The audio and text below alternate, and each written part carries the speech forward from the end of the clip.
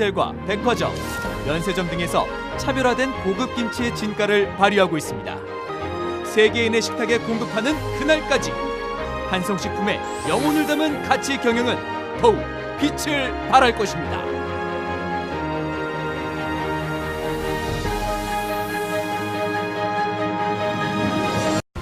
지역사회와 함께하는 진정한 리더가 되기를 원하십니까? 부천 크리스토퍼로 오십시오. 부천 크리스토퍼. 오늘 이 주제를 가지고 우리 김명원 건경희 도의원님께서 진행을 해주실 텐데요. 김명원 도의원님께서는 저희가 이른바 반농담으로 국회의원급 의원님이시다 이렇게 말씀을 드릴 정도로 젊은 시절 학생운동에 전념하시면서 많은 희생을 또 하셨고 정치적으로도 지금 부천에 비록 도의원이시긴 하지만 전국적인 활동도 하시는 그런 대단한 분이십니다. 그런데 기꺼이 어려운 건설 현장에 대한 문제의식을 가지고 토론을 준비해 오신 것 같습니다. 그 과정에 있어서 상당히 많이 심혈을 기울이셨고 다양한 분들의 의견을 수렴하는 과정 또한 쉽지 않았다고 생각합니다.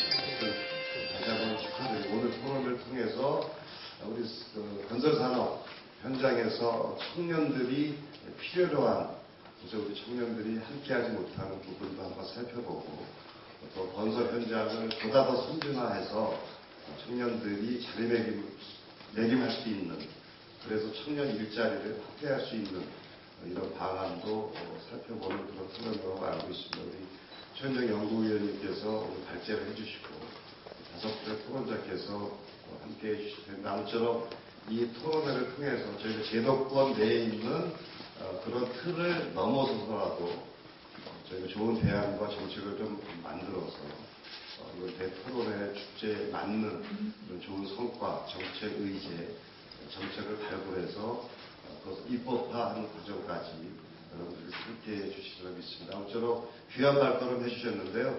다시 한번 축하드리고 오늘이 끝나는 시간까지 유익한 그런 토론회장 되기를 기대하겠습니다. 다시 한번 축하드립니다. 고맙습니다. 네, 조지훈 위원장님의 축사가 있겠습니다. 청년 일자리는 사회적인 화두죠. 그런데 이제 어느 시점에서부턴가 건설 현장에서 우리 청년 일자리뿐만이 아니고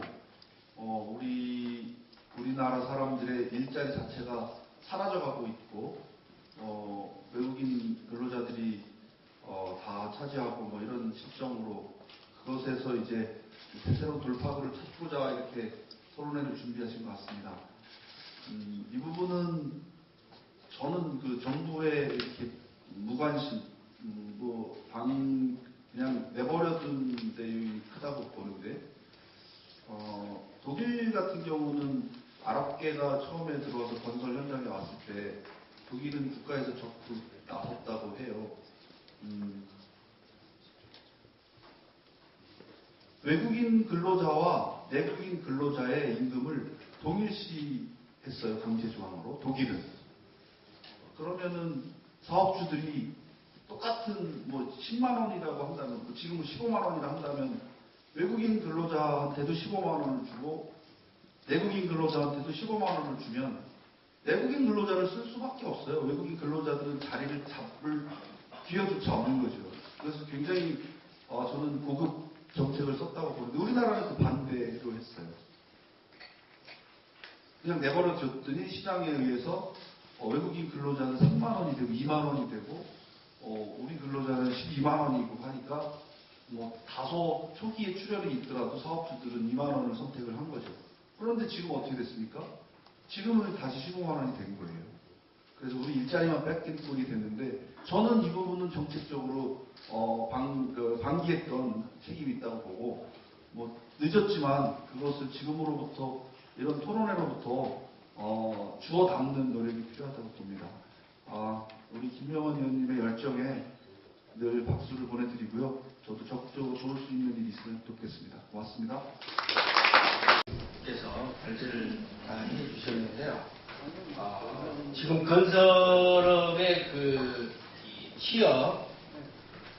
취업자는 전 산업에 있어서 한 7.6%인데 비정규직 비중이 굉장히 높다.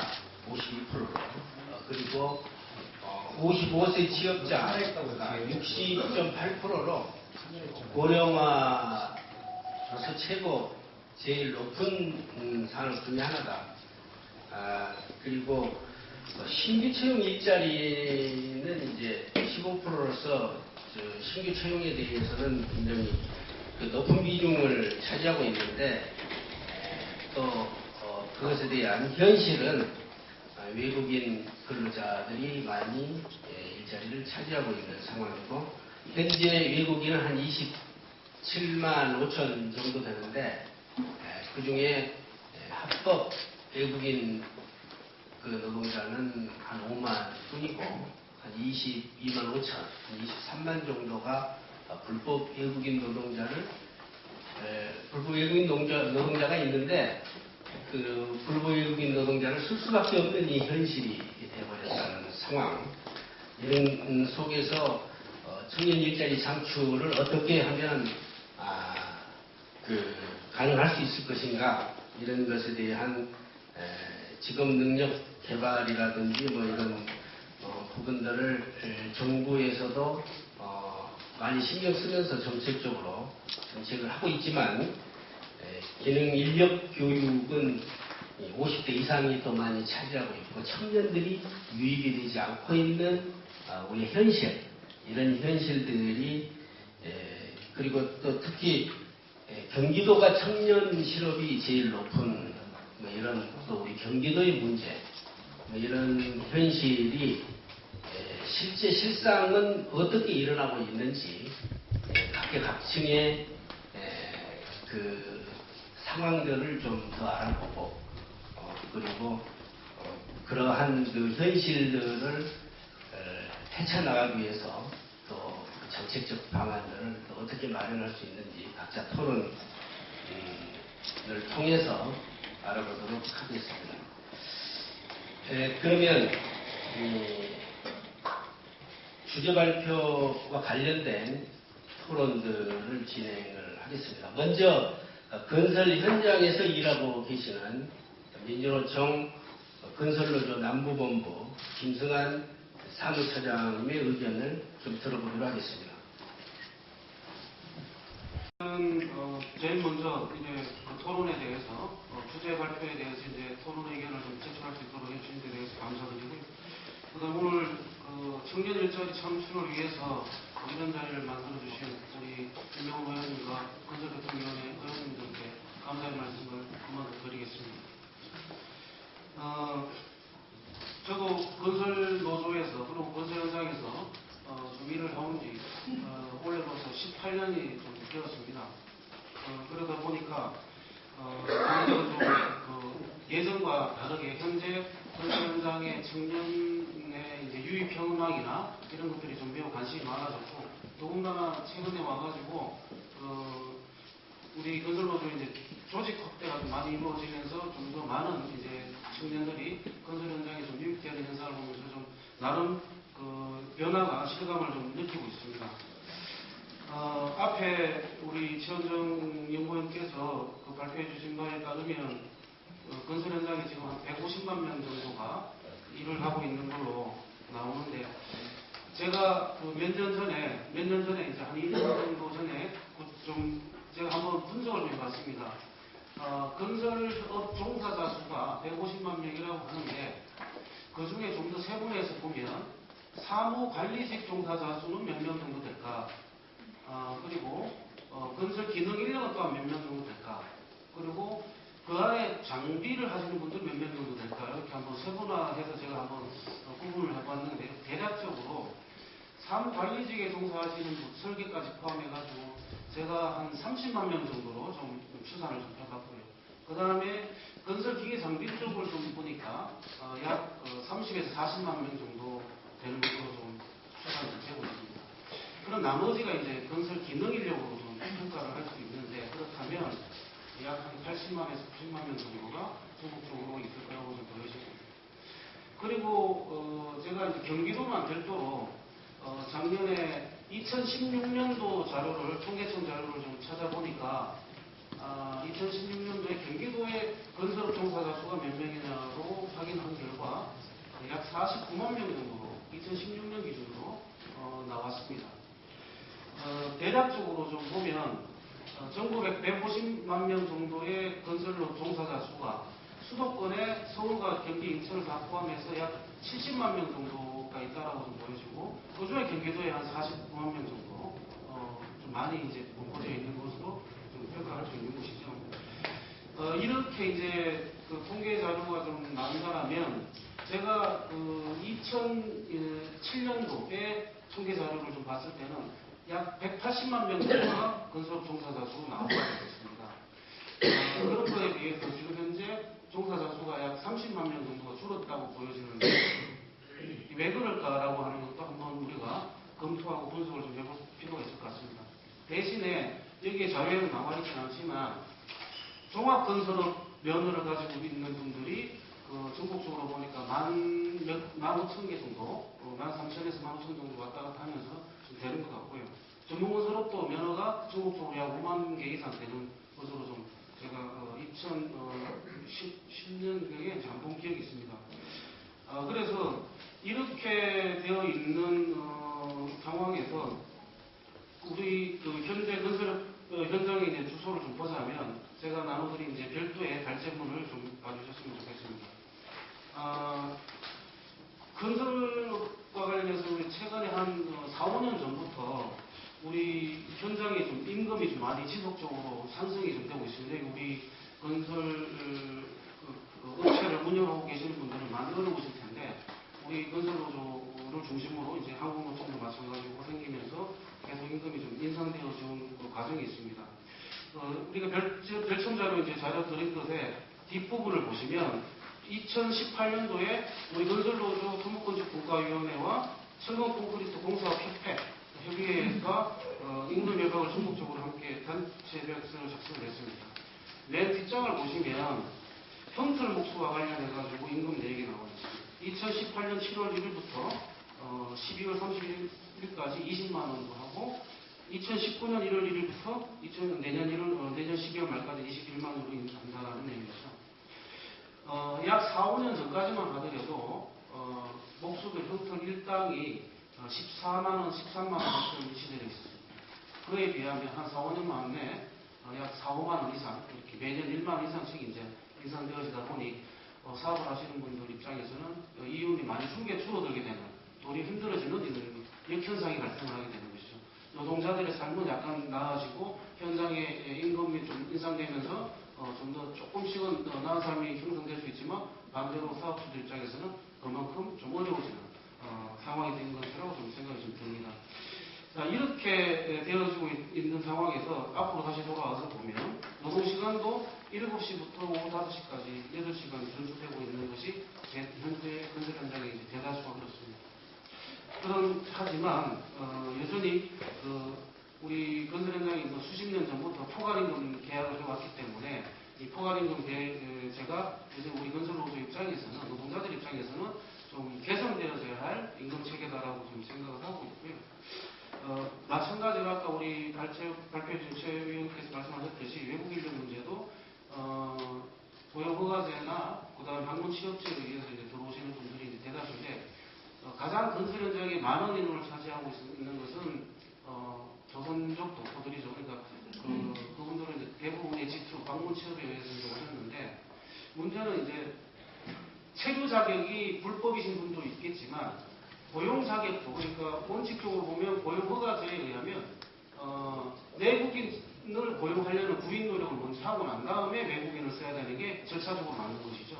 그게 이제 우리 법에 명시되어 있는 건데 내국인 우선 고용 노력을 하지 않은 상태에서 그냥 바로 이제 채용해서 고용 자체가 불법이 되는 경우, 취업 자격은 합법이지만 고용 자체가 불법이 되는 경우가 이제 그런 경우도 다수가 발생하고 있습니다. 자, 이런 이제 흐름 속에서 건설 현장은 노동조합 조직률이 좀 늘어나게 되고 현장 임금이 약간씩 인상이 되어지고 과거보다는 좋은 조건이 만들어지면서 예전에 비해서 노동자들이 젊은 층들이 조금씩 이제 건설 현장을 두드리고 있는 상황에 도달하는 건 현재 좀 이어지고 있는 과정이 있습니다. 그래서 제가 이제 발전을 보면서 좀 고민을 해봤습니다. 도대체 언제부터 우리 건설 현장에 청년층들이 어느 직종부터 좀 들어오게 되었는가 좀 보니까 타워 크레인에 종사하시는 노동자들이 굉장히 청년들이 많이 계십니다. 그래서 그분들이 왜 그런가를 가만히 봤습니다. 타워 크레인은 현재 전국에 타워가 1년에 대략적으로 정부 국토부 추산으로 보면 1년에 한 3,000대 정도의 타워가 전국에 꽂힌다고 합니다. 그런데 건설노조, 그리고 민주노총, 우리 건설노조에 소속되어 있는 타워 노동자들은, 조합원들은 2,500명이에요. 한국노총은 제가 확인은 안 해봤지만 약 500에서 좀 대략 왔다 갔다 하는 것으로 알고 있습니다. 약 3,000명 정도가 노동조합에 가입되어 있는 것이죠. 이분들이 지난 약 18년 동안 계속 임금 인상, 근로조건 인상, 근로조건 향상 이런 것들을 싸움을 하면서 어느새 타워 임대업체가 원래 이제 기사를 항상 데리고 있는 게 아니라 현장에 자기 타워가 꽂혀야만이 고용을 하는 구조다 보니 민주노총이든 한국노총이든 노동조합 조합원을 고용하지 않으면 그 노동조합의 조합원을 이제 현장에 투입할 수밖에 없는 구조가 발생한 거죠. 그러다 보니 타워의 조합원들이 임금이 우리 건설 노조원들 중에서도 가장 이제 선진적으로 앞서 나갔고 노동시간도 주 5일을 제일 먼저 쟁취했고 주 40시간 제일 먼저 쟁취했고 이러다 보니까 타워 기사들의 청년들은 그러니까 그 젊은 분들이 상대적으로 다른 직종에 비해서 많아지더라는 겁니다. 그래서 이게 근로조건과 노동조건이 향상되고 취업이 일정하게 보장되어지다 보니 젊은 사람들이 건설노조에 와서 자꾸 타워를 타려고 오는구나.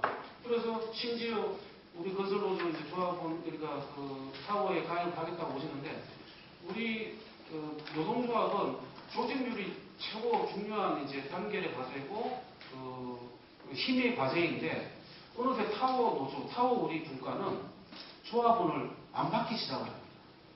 왜냐하면 그분들을 다 책임질 수가 없다라고 하게 되는 거예요.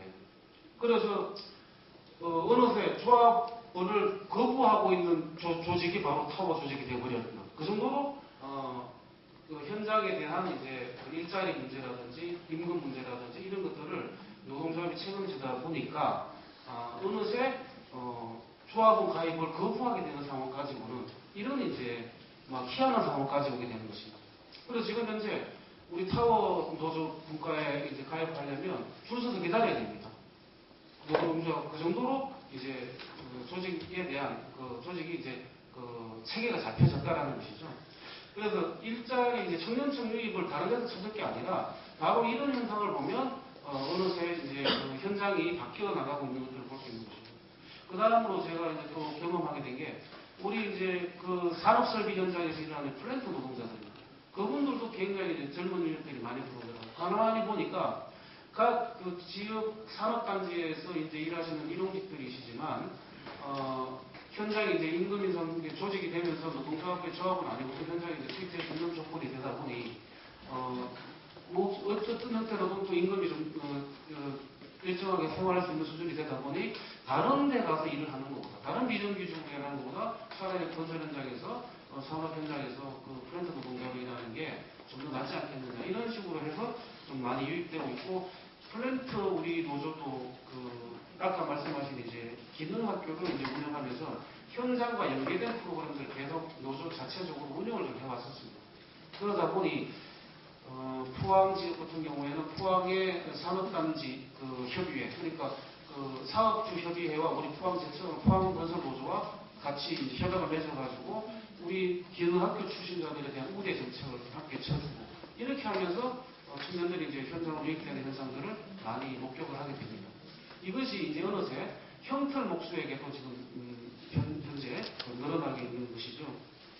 자, 그래서 제가 이제 두 번째 장을 좀 보시면 이렇게 타워 크레인과 플랜터 현장에 이제 그런들이 형틀 목수, 철근, 죽은 더군다나 이제 건설 현장에서 주요한 골조 공사를 책임지고 있는 철권 공정에 종사하시는 분들이 많이 형성되고 있고, 예전에는 이 우리가 노가다라고 불렀고 막 거의 뭐 멸시와 천대 이런 식의 이제 그리고 뭐 TV에 나오면 낙노동 이게 이제 뭐 범죄자들의 이제 그 대명사였는데, 어느새 이제 이거는 요즘에 와가지고 60 먹은 아버지가 아들에게 이제 다른 데 가지 말고 너도 나처럼 목수해라 라고 이런 말을 보내줄 수 있는, 아버지가 아들을 목수시킬 수 있는 그러한 사회가 지금 점점 다가오고 있다는 것을 좀 느끼고 있습니다. 현장에서.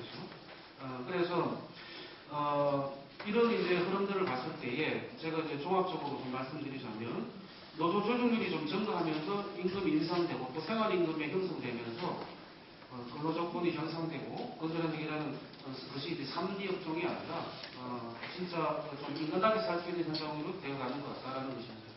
그래서 예전에 비해서 불과 한 5년 전이나 6년, 10년 전만 하더라도 200만 건설 노동자라고 저희들이 불렀는데 지금 150만 명으로 줄었는 것은 장비가 많이 또 대체하고 있는 것도 같습니다. 그러니까 예전에는 다 사고로 터서 이제 인력이 일하는 것은 이제 포크레인이 다 100명분의 일을 하니까 그만큼 인력이 많이 이제 필요 없게 되는 상황이 되는 것이죠. 그래서 점점 앞으로는 건설 노동자들의 수는 좀 줄게 될 것이지만 또 고령화도 좀 지속되겠지만 청년층들을 경유하게 되고 좀 더 인간다운 생활할 수 있는 그러한 이제 일자리다. 그리고 그런 일들도 이제 오후 저녁에 있는 삶을 만들어낼 수 있는 그러한 이제 직종에 들어간다라고 한다면 분명히 좀 청년들이 들어오지 않겠냐라고 지금 생각이 좀 들고요.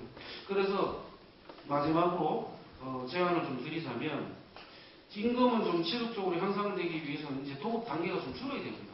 현재 업역이 좀 구분되어져 있으면서 그렇기 때문에 아직까지는 법적으로는 뭐 직접 시공을 할 수 있지만 이 확대가 안 되고 있는 점이 있습니다. 그래서 업역이 좀 많이 좀 없어지면서 직접 시공제가 자리를 좀 잡아야만이 앞으로 좀 더 청년층이 유입되지 않겠냐라고 저희들은 좀 주장을 하고 싶고요. 두 번째로, 이거는 이제 잘 얘기를 하지 않고 있던데, 현재 이제 여기 계신 분들이 아실지 모르겠지만 전기공사업 같은 경우에 한국전력의 단가업체로 선정되기 위해서는 의무 보유인원 제도라고 하는 것이 있습니다.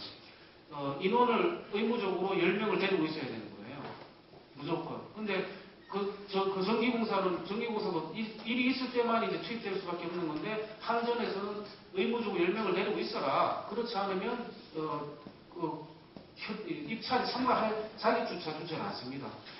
그렇기 때문에 이렇게 해서 의무 보유인원 제도를 유지하고 있는 이 한전처럼 우리 건설업도 그렇게 할 수 있는 시스템을 좀 도입할 필요가 있지 않느냐. 물론 사업주 입장에서는 어떻게 그 사람들 일도 없는데 데리고 있을 수 있냐. 인건비 계속 줘야 되는데 그렇게 말할 수도 있지만 의무 보유인원 제도를 조금 그렇게까지 한전처럼 아니더라도 일정하게 할 때에 그래서 기농공들을 의무적으로 보유하고 있게끔 하는 시스템을 좀 도입을 하고 그 사람들에게 일정 인센티브를 줄 때에 좀 더 청년층이 유입될 수 있는 근거가 좀 마련될 거라고 저는 주장을 좀 하고 싶고요.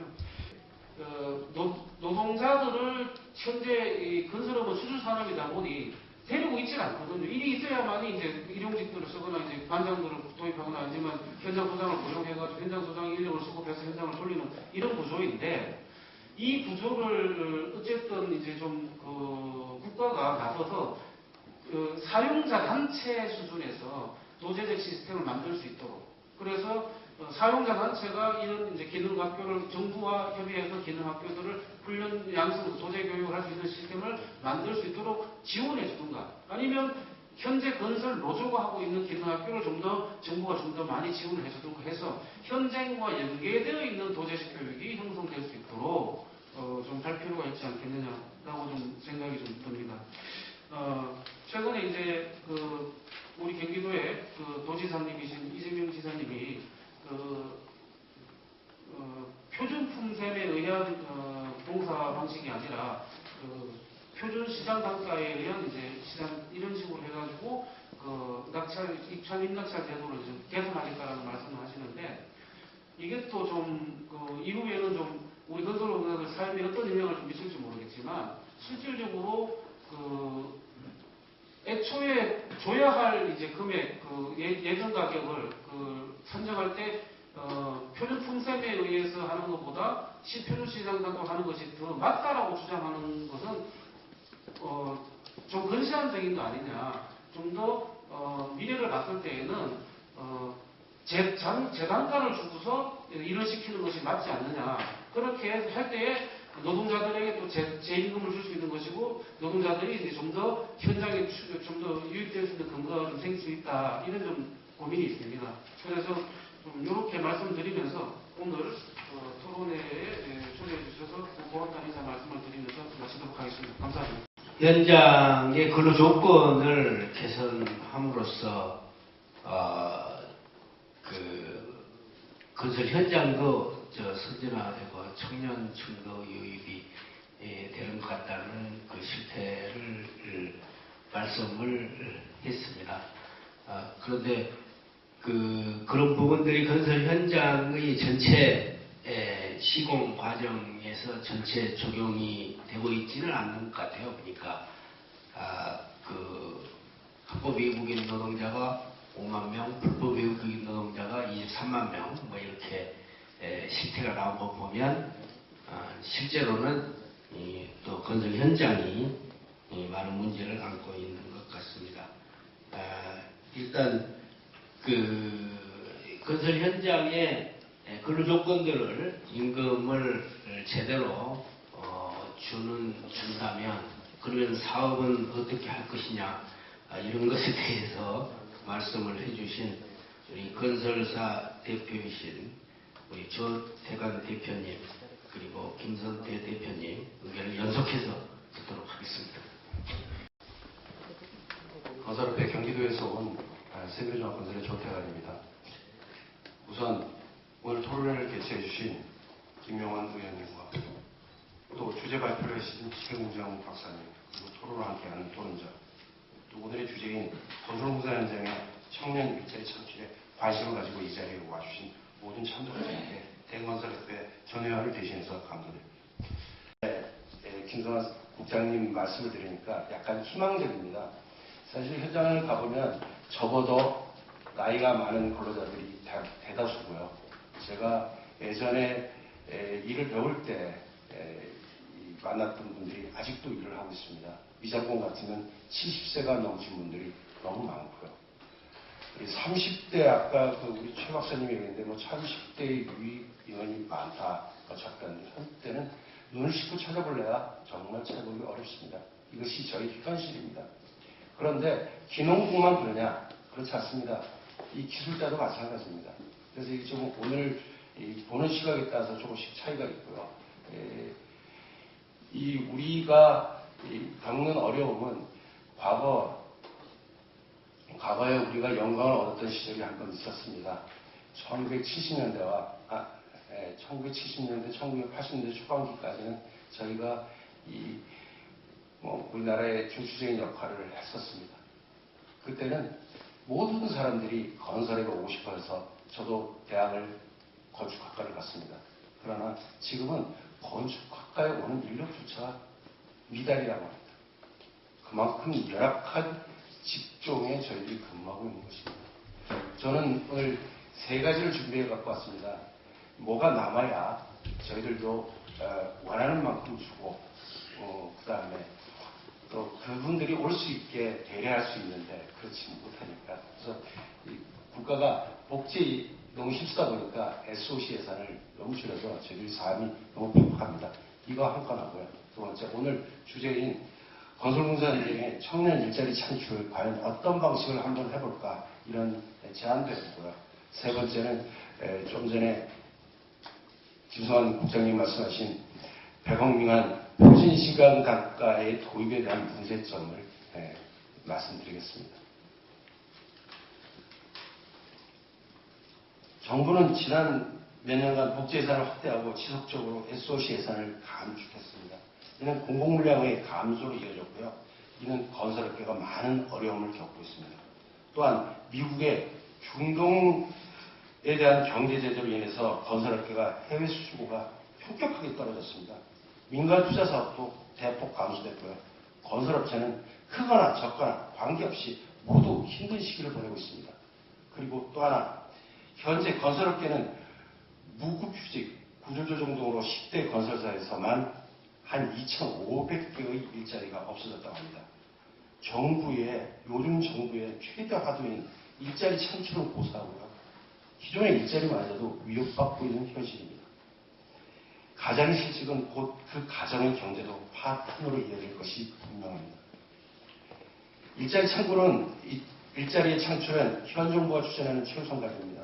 아시다시피 건설업은 10억을 투자하면 고용이 12.1명으로 전체산업 평균 8.3보다 고용 유발 효과가 매우 큰 산업입니다. 하도급 업체, 자재, 장비 업체, 부동산, 이사, 청소, 심지어는 주변의 식당에 이르기까지 연관 산업이 많아 국민에게 직접적인 일자리를 제공하고 있습니다. 이와 같이 건설업은 일자리 창출에 많이 연관이 되는데도 불구하고 최근에는 정부 정책에서 소외되고 있는 것이 현실입니다. 허나 최근에 정부가 생활 SOC에 투자를 통해서 일자리를 늘리고 경제를 활성시키겠다고 발표했습니다. 건설인의 한 사람으로서 참으로 기쁜 일이 아닐 수 없습니다. 물론 여기 도로, 철도, 교량 등 기존 SOC가 더해진다면 향후에 이를 통해서 지역경제의 활성화 및 일자리 창출에 크게 기여할 것이라고 생각됩니다. 두 번째로는 오늘 주제인 건설공사 현장의 청년 일자리 창출에 대해서 말씀드리겠습니다. 정말 이 건설업뿐만 아니고요. 전체 대한민국이 이 문제로 들끓고 있습니다. 2018년 현재 청년 실업자가 무려 41만 명에 육박하고 있습니다. 이거는 건 10%에 가까운 수치입니다. 매년 청년 실업자 증가폭의 최대치를 갖다가 갈아치우고 있습니다. 이거는 심각한 상황을 넘어서 사회 문제로 대두되고 있는 실정입니다. 이렇게 실업자가 많은데도 우리 건설업은 인력이 부족할 때도 허다합니다. 젊은이들도 오지 않습니다. 청년 실업은 단지 젊은이들이 취업이 안 돼서 문제가 생긴다 이런 것이 아닙니다. 가장 활발하게 산업 인력의 원동력이 돼야 할 세대의 일자리가 없다는 것은 곧 경제 기반을 마련하지 못해서 미래의 한국 경제가 굉장히 취약해진다는 것을 뜻합니다. 아까도 말씀드렸지만 7, 80년대는 중동 붐으로 인해서 우리나라 경제의 중요한 부분을 건설업이 담당했습니다. 그러나 이제는 대표적인 3D 직종으로 전략해서 이렇게 실업률이 높아지는데도 젊은 청년들은 관심조차 없습니다. 젊은 청년이 유입이 없는 건설 산업의 미래는 정말 암울하기만 합니다. 다보스 포럼의 일자리 보고서를 통해서 4차 산업혁명이 도래하면 5년 내에 710만 개의 일자리가 없어지고 200만 개의 새로운 일자리가 생긴다고 했습니다. 없어진 일자리는 경기가 아무리 회복돼도 다시 생겨나지 않습니다. 다시 말해 경기와 무관하게 구조적으로 항구적으로 실업이 발생한다는 겁니다. 현 시점에서 조금이라도 4차 산업을 대비하고 있다는 대한민국 기업은 20%가 안 된다는 보고서를 봤습니다. 물론 그것도 첨단 산업이 대부분을 차지할 것입니다. 건설업은 구조상 그 절반도 미치지 못할 것입니다. 우리는 이에 대비하는 방법으로 우리 건설업도 기술 개발과 산업 간의 융국으로 전통적인 작업 범위를 벗어나 새로운 직무와 직업을 탄생시켜야 할 것으로 보입니다. 빠른 속도로 재능과 기술을 수용하는 인재와 이를 적극적으로 발굴하고 창조하는 기업이 조합이 이룬다면 획기적인 속도로 우리 산업은 발전할 것입니다. 그러나 이것은 지속적으로 관리해야 될 장기적인 방안입니다. 단기적으로는 어떻게 젊은 청년들을 관심을 돌려서 우리의 산업에 올 수 있게 하느냐, 오늘의 토론의 주제인 것 같습니다. 최근 이슈가 되고 있는 새롭고 창의적인 직업을 창직이라고 합니다. 이 창직의 형태는 기존의 직무를 좀 더 세분화하고 이것을 정부가 제도적으로 뒷받침하면 이루어지는 경우가 많습니다. 최근 건설업은 직군과의 인적 유균형으로 남아서 구조조정을 하는 직군이 있는가 하면 모자라서 부인난에 허덕이는 직군도 있습니다. 과감하게 업무 영역을 개편해서 새로운 형태의 직업을 만들 필요가 있습니다. 예를 들면 안전관리 전문회사를 만들어 건설 현장을 관리하고 그 회사를 규모에 맞게 전문적으로 몇 개의 현장을 집중 관리함으로써 현장 관리의 효율성을 높이는 방안도 있을 것입니다. 기술자는 본인의 임무에 더욱 매진할 수 있게 되는 거죠. 이 회사는 젊은이들이만 가능한 빅데이터와 그 분석 시스템으로 향후에 일어날 수 있는 위험 요소들을 관리하고 예방하고 이를 또 건설범이나 산재범 등과 링크한다면 건설사도 형식적으로 관리하는 그러한 형태는 아니 될 것이라 보입니다. 또 타직군에게도 문을 개방하여 건설업의 파이를 키울 필요가 있습니다. 물론 이는 제도적으로 개선되어 현장에 배치되는 인력이 조정되어야 합니다. 좀 전에 말했듯이 필요도 없는데 갖춰야 될 인력을 너무 많이 규정해 왔습니다. 특히 품질관리회사도 그런 시스템으로 특히 외부의 인력을 받아들여서 데이터를 분석해서 관리한다면 지금 우리가 겪고 있는 품질관리 인력, 안전관리 인력의 부족은 해소될 듯 보입니다. 또 사전 자료 분석회사 이런 것들도 있을 수 있습니다. 사전에 착공 전에 전문가들이 모여 도면 또 내역서, 공사의 방안, 원가 절감 방안들을 마련해서 시공사에게 자문해 준다면 이걸 토대로 시공사는 시공 미팅 때 건축주와 관계자들의 협의해서 양질의 건축물을 만드는 데 도움을 줄 수 있을 것입니다. 또 빅데이터를 통해서 공정표를 작성하고 협의하고 확장하는 공정관리 시스템도 있을 수 있습니다.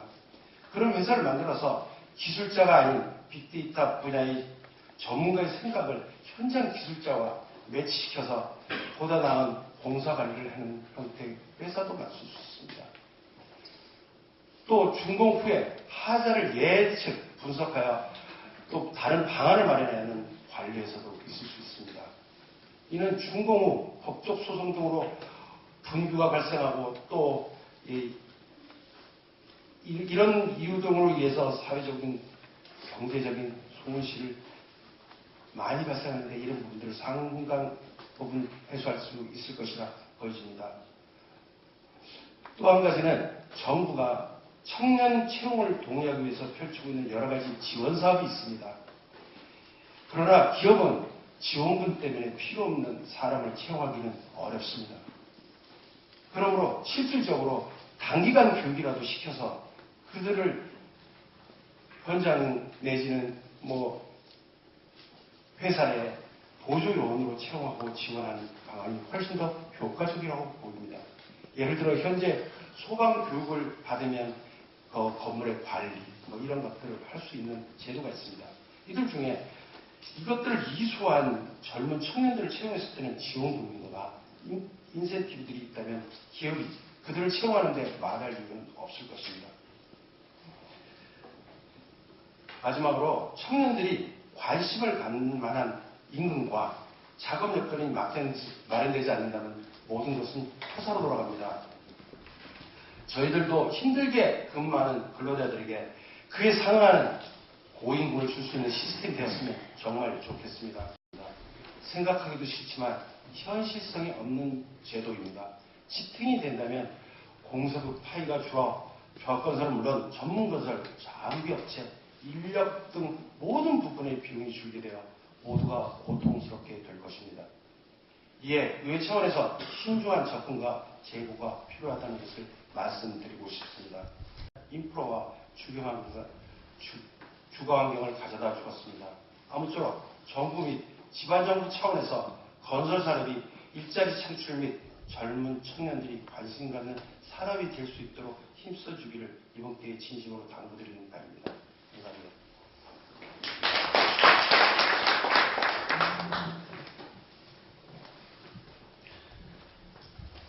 예.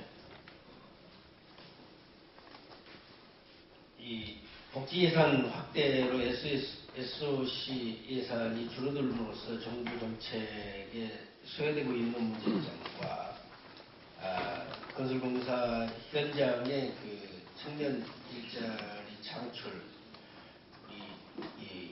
그 힘드는 문제, 그리고 지금 제기되고 있는 에코노미만 편입시장 단가 문제점을 말씀을 해주셨습니다.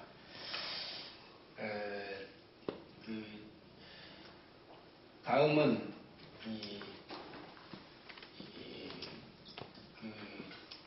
건설 산업 현장에 대해서 전문적으로 우리 김선태 대표님, 전문 건설업체의 김선태 대표님의 의견을 들어보도록 하겠습니다.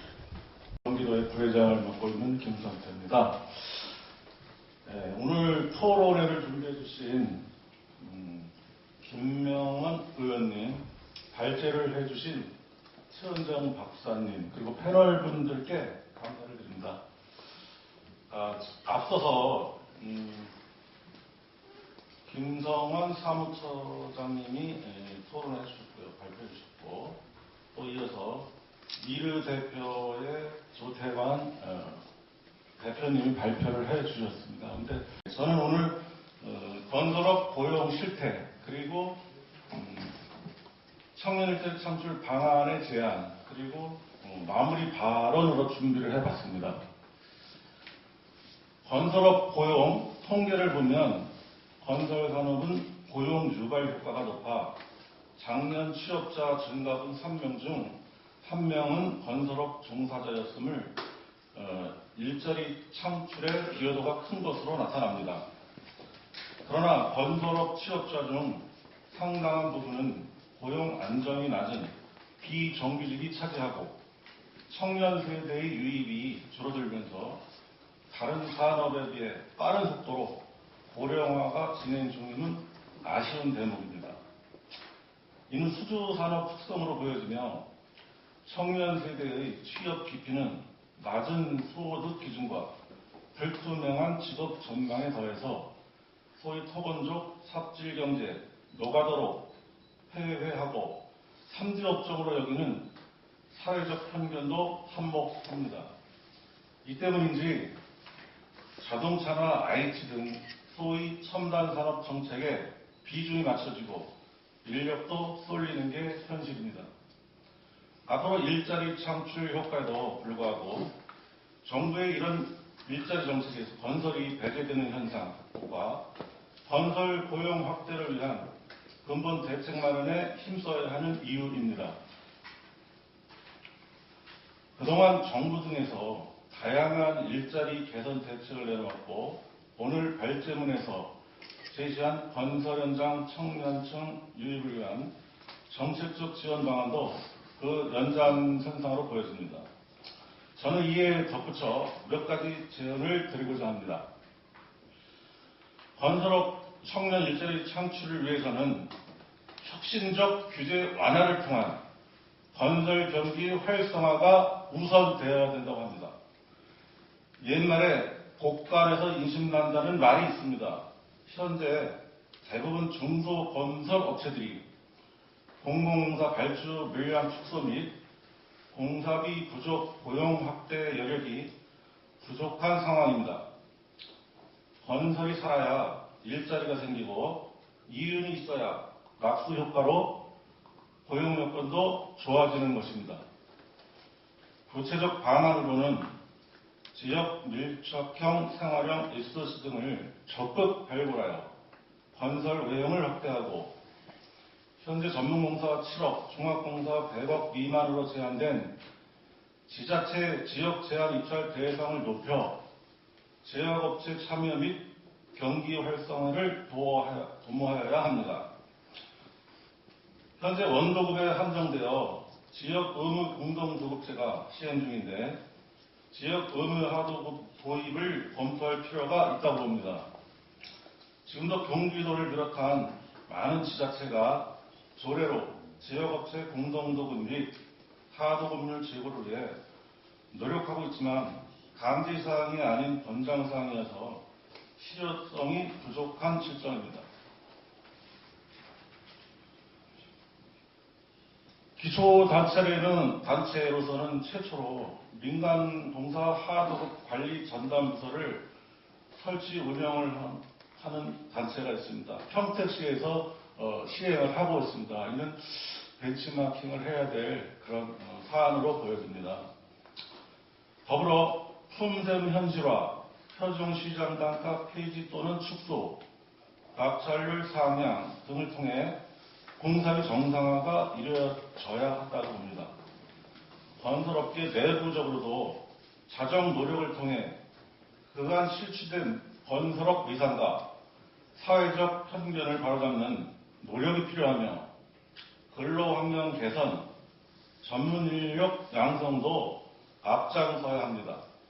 특히 4차 산업혁명에 따른 기술 변화 등을 건설 현장에 조속히 도입 접목해 청년들이 스스로 일하고 싶은 직종으로 변모해야 할 것입니다. 마무리 발언을 드리겠습니다. 오늘 토론회를 계기로 일자리 창출을 위한 건설 산업의 역할 확대를 기대해보며 질 좋은 건설 일자리 창출에 전문 건설 업계도 동참할 것을 약속드립니다. 감사합니다. 예.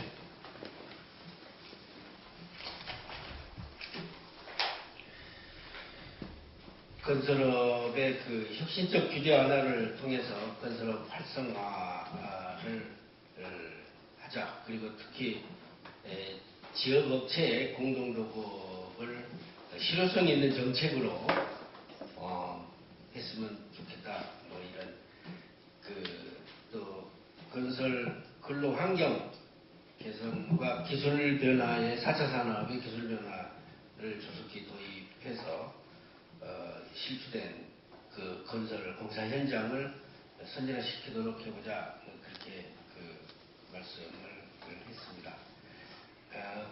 어쨌든 그런데도 불구하고 현실은 낙후된 현실인 것 같아요. 그래서 청년들이 들어오지 않는 그런 현실이기 때문에 그러한 현실들을 오랫동안 종합적으로 연구를 해주신 전문가인 신규원 박사님의 의견을 좀 들어보도록 하겠습니다. 예. 근데 왜 국민들이 그거를 안 받아들일까요? 이상하지 않습니까? 정말로 목숨을 바쳐서 이 나라를 건설해 왔는데 왜 건설인들이 얘기를 하면 안 들어줄까요? 저는 거기서부터 시작해야 된다고. 어찌 보면 건설업계에 엿보인 측면들도 있죠. 아까 중간에 나왔습니다만 담합의 불신의 체불의 외국인력 문제, 당연히 SOC를 늘리고 물량을 늘려야 우리가 이제 일자리, 노동력 수요를 파생 수요라고 합니다. 왜 파생 수요라고 그러냐면은 건설 생산물의 수요가 생겨야 그로부터 파생돼서 일자리가 나온다. 그래서 파생 수요라고 한단 말이죠. 그러면 당연히 물량을 늘려야 건설 일자리가 나오는 것이고 그래야 실업 대책이 되는 건 지나친 말씀 아닙니까? 그런데 뭐라고 얘기를 하냐면 일자리 주면 뭐해? 외국 노동자들이 가져가지 내국인한테 가라는 보장이 어딨어? 그거를 넘어서실 수 있는 대책을 내놓으셔야 되는 것이죠. 또 하나, 우리가 그동안 제값받기에 대해서는 목청을 높여서 얘기했습니다만 약자한테 제값을 챙겨주겠다고 한번 말씀해 보신 적이 있나요? 우리 약자들이 정말 어렵고 젊은 애들도 안 오고 하니 그 임금 우리가 전혀 손 안 대고 고스란히 약자들한테 줘서 그들의 삶을 나아지게 하겠다라고 한번 말씀해 보신 적이 있으시냐는 거예요. 자, 우리는 이런 거죠. 강자인 발주자한테 달라고 하는 것들은 한계가 있으니까 주로는 약자를 후려쳤습니다. 근데 그 약자가 공교롭게도 직접 생산을 담당해줄 업체이자 노동자였단 말이죠.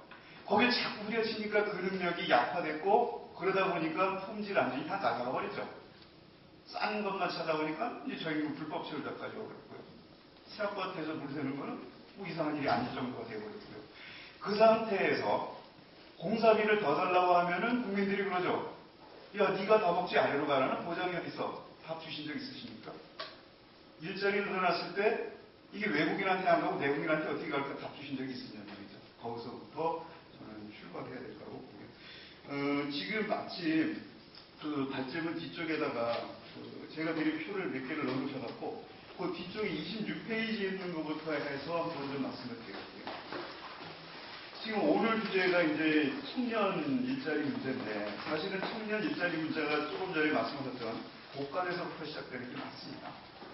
그러면 제가 지금 24년째 저는 건설 노동자 문제만 지금 보고 있는데 우리가 교육훈련 제도가 없는 게 아니죠. 자격증 제도가 없는 게 아닙니다. 배치 기준이 없는 게 아니란 말입니다. 하지만 건설 현장에 오면은 작동을 안 해버리는 것이죠. 왜 그럴까?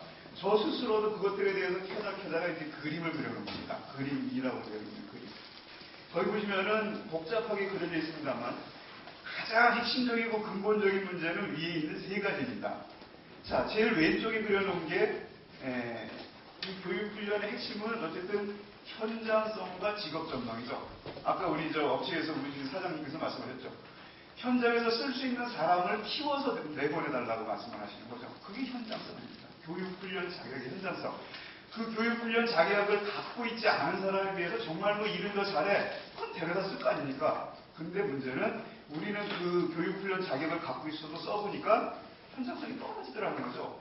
안 데려다 쓰겠다는 거죠. 왜 그런 것 같더니 우리 건설 현장의 특성이 거기에 상당 부분이 빠져 있습니다. 교육훈련 과정이 현장하고 연계가 있다. 안 돼 있더라는 겁니다. 또 하나, 맨 오른쪽으로 가보시면은 숙련인력을 보유하거나 자격증을 갖고 있어도 현장 배치 기능 이런 데 쓸 데가 없습니다. 기술자들은 써먹는데 그야말로 기능인력들은 그나마도 쓰질 않아요. 그러니까 반대로 청년층이나 배우는 입장에서 이렇게 얘기하죠. 교육훈련 자격을 배우면 뭐합니까? 써먹을 데가 없는데. 그 답을 주셨어야 되겠죠. 자, 그러면 사업주는 현장성이 떨어져서 못 쓰겠다고 하고 있고 한쪽에서는 직업 전망이 안 보이니 안 배우겠다고 합니다. 어떻게 부실 겁니까? 그 자리를 불법 처리가 지금 들어오고 있죠. 자, 더 근본적으로 이게 어디서 파생이 되는가 보더니 가운데입니다. 가운데. 그건 아까 제가 말씀드린 것처럼 서로가 펌핑이라도 해서라도 수주를 하겠다고 치고 들어가면서 그 중에서 후려치기 쉬운 게 일반 관리비 이윤도 거의 제로로 쓰시지만 농업이 후려치시는 거죠. 그러다 보니까 노동자한테 줄 임금 지불 능력이 뚝 떨어져 버립니다. 그러면 정말로 교육훈련을 받고 자격증을 따갖고 더 높은 숙련공이 돼서 오면 임금 더 주셔야 되는데 주실 돈이 없잖아요 지금. 그러고 무조건 저 임금을 찾고 있는 것이죠. 그러다 보니까 가장 좋은 것이 불법 체류자가 된 것이고요. 자, 이 구조 속에서 젊은 사람들을 아까 그 발제에서 나왔던 것들을 해갖고 그쪽에다가 넣으면은 젊은 사람들이 버텨낼 수 있을까요? 이 구조적인 문제를 풀어내지 않고서는 지금 있는 실타래처럼 엉키는 것들이 풀리지 않고 서로가 지금 남의 탓만 될 수밖에 없다는 겁니다. 그럼 우리가 젊은 사람들이 오게 하려고 하면 직업 전망 투자라고 그러죠. 직업 전망이 뭡니까? 내가 어떤 일을 했을 때 얼마의 돈을 벌 수 있을까? 내 가족을 먹여 살려야 되니까. 또 하나, 내가 어느 정도 일을 하면은 고용이 안정될까? 그건 어느 정도의 직위까지 올라갈까? 이게 직업 전망입니다. 그럼 우리 건설 현장에 와서 이 두 가지 틀 한번 맞춰보십시오. 어떻게 되는지. 임금 계산인 게 보여집니까? 지금 노조에 영향이 미쳐지는 데는 그나마 조금 나은데 그렇지 않은 데들은 제가 그 임금 조사를 보면은 작년, 올해 똑같이 전년도에 비해서 비숙련공들은 임금이 전년도에 비해서 떨어지고 있습니다. 전반적으로 봤을 때. 더군다나 고용 안전 부분 아까 말씀드렸잖아요. 자격증 교육훈련 받아도 배치기니 이러는데 써먹을 데가 없기 때문에 안 따죠. 자, 그러면 그 부분이 지금 나왔던 기능 등급제 같은 걸로다가 보완이 되줘야 되는데 아울러 좀 맞물려 들어갈 필요가 있겠죠. 그래서 그 세 가지를 그러면은 아울러 갖춰놓으면 달라질까? 그게 그 밑에 있는 그림입니다. 그래서 제일 왼쪽에 있는 것처럼 건설 산업의 현장성을 높여서 하는 것과 제일 오른쪽에 기능 등급제라는 걸 통해서 써먹을 수 있는 활용성을 주는 거죠. 직업 전망을 주고 하는 부분. 그리고 아까 말씀드렸던 임금을 더 줄 수 있는 지불 능력. 그게 가운데에 있는 부분. 아까 이제 축사를 하신 분께서 임금 문제 말씀을 하셨는데 독일에 더 이상 안 깎이게 하는 방법. 그걸 우리도 지금 적정임금제라고 하는 걸로다가 들여왔고요. 제가 지금 일자리위원회 위원으로 들어가 있습니다만 작년 12.12 대책에 적정임금제가 가장 인프라로 깔리고 있죠. 아까 발제자료에 요것만 지금 빼놨는데 이 적정임금제라고 하는 부분들이 그러니까 노동자의 임금만 지켜주는 게 아니고 사실은 건설업체의 적정 공사비도 지켜주게 되죠. 왜 그런 거 하니? 적정임금제라는 건 이런 겁니다. 우리가 노무비를 결정하는 요소는 두 가지 아닙니까? 임금과 품셈에 있는 노무량, 품셈 방식 얘기한다면, 농가 방식 얘기하면 두 가지를 곱하면 되는 거 아닙니까? 근데 지금 보니까 기술 개발을 할 생각을 하는 게 아니고 임금 단가를 후려쳐갖고 경쟁을 하고 있는, 즉 가격 경쟁을 하고 있다는 거죠. 우리 업계, 정부, 입만들면 뭐라고 얘기합니까? 우리 가격 경쟁 그만하고 정정당당하게 기술 개발하자라고 얘기합니다. 실제로 그렇게 하고 계신가요? 아니잖아요. 그러다 보니까 이 단가를 후려쳐갖고 제일 낮은 가격을 제시할 수 있는 사람 누굽니까? 불법 소비자. 왜? 본국의 임금이 여기서 후려친 것보다도 더 낮죠. 그러니까 여기는 후려쳐도 더 높단 말입니다. 그러니까 이러려고 들어와요. 문제는 그 노동자들이 참아내는 낮은 임금과 산재해도 보상 안 해주고 사회보험 안 해주는 그 근로조건을 내국인이 경쟁을 해야 된다는 거예요. 그 경쟁해야 되는 근로조건이 떨어지는 그 상황에 우리가 지금 젊은 사람들을 들여오라고 지금 얘기하고 있는 겁니다. 가능하시겠습니까? 근데 지금 말씀드린 것처럼 그 임금 단가를 깎지 않게 되면 어떤 일이 벌어지냐면 같은 임금이면 내국인을 데려다 쓰는 거죠. 아까 그 독일 사례. 독일이 96년도에 파업을 했고요. 97년도부터 건설업 최저임금제가 들어와서 그 동유럽에서 몰려들던 외국 노동자들로부터 지켜내는 것들을 성공했습니다. 자, 그러면 이제 아까의 임금하고 노무량을 곱한다고 말씀드렸는데 이제 경쟁 요소는 노무량 하나 남아지 않습니까? 그러면 어차피 가격을 낮춰서 들어가야지 수주할 수 있는데 이것을 낮출 수 있는 방법은 노무량을 줄이는 건데 노무량을 줄이는 거는 우리 업계에서 오신 분들 지금 다 말씀하셨잖아요. 공법 개선해야지 줄일 수 있죠. 소재 개발해야지 줄일 수 있죠. 공정관리 기법을 개선해야 줄일 수 있는 겁니다. 합리적이고 객관적으로. 그리고 이것들이 뒤어진다고 보여졌을 때 탈취자가 그 업체를 낙찰자로 다 선정하시면 되죠. 자, 이렇게 되면 왜 적정공사비가 지켰냐면 기술 개발이라는 게 하루아침에 발생한 게 아닙니다. 미국과 독일이 거기는 실적공사비 방식을 하고 있습니다. 표준시장만과 비슷한. 하지만 낙찰률이 얼마냐? 100%, 거의 100%입니다.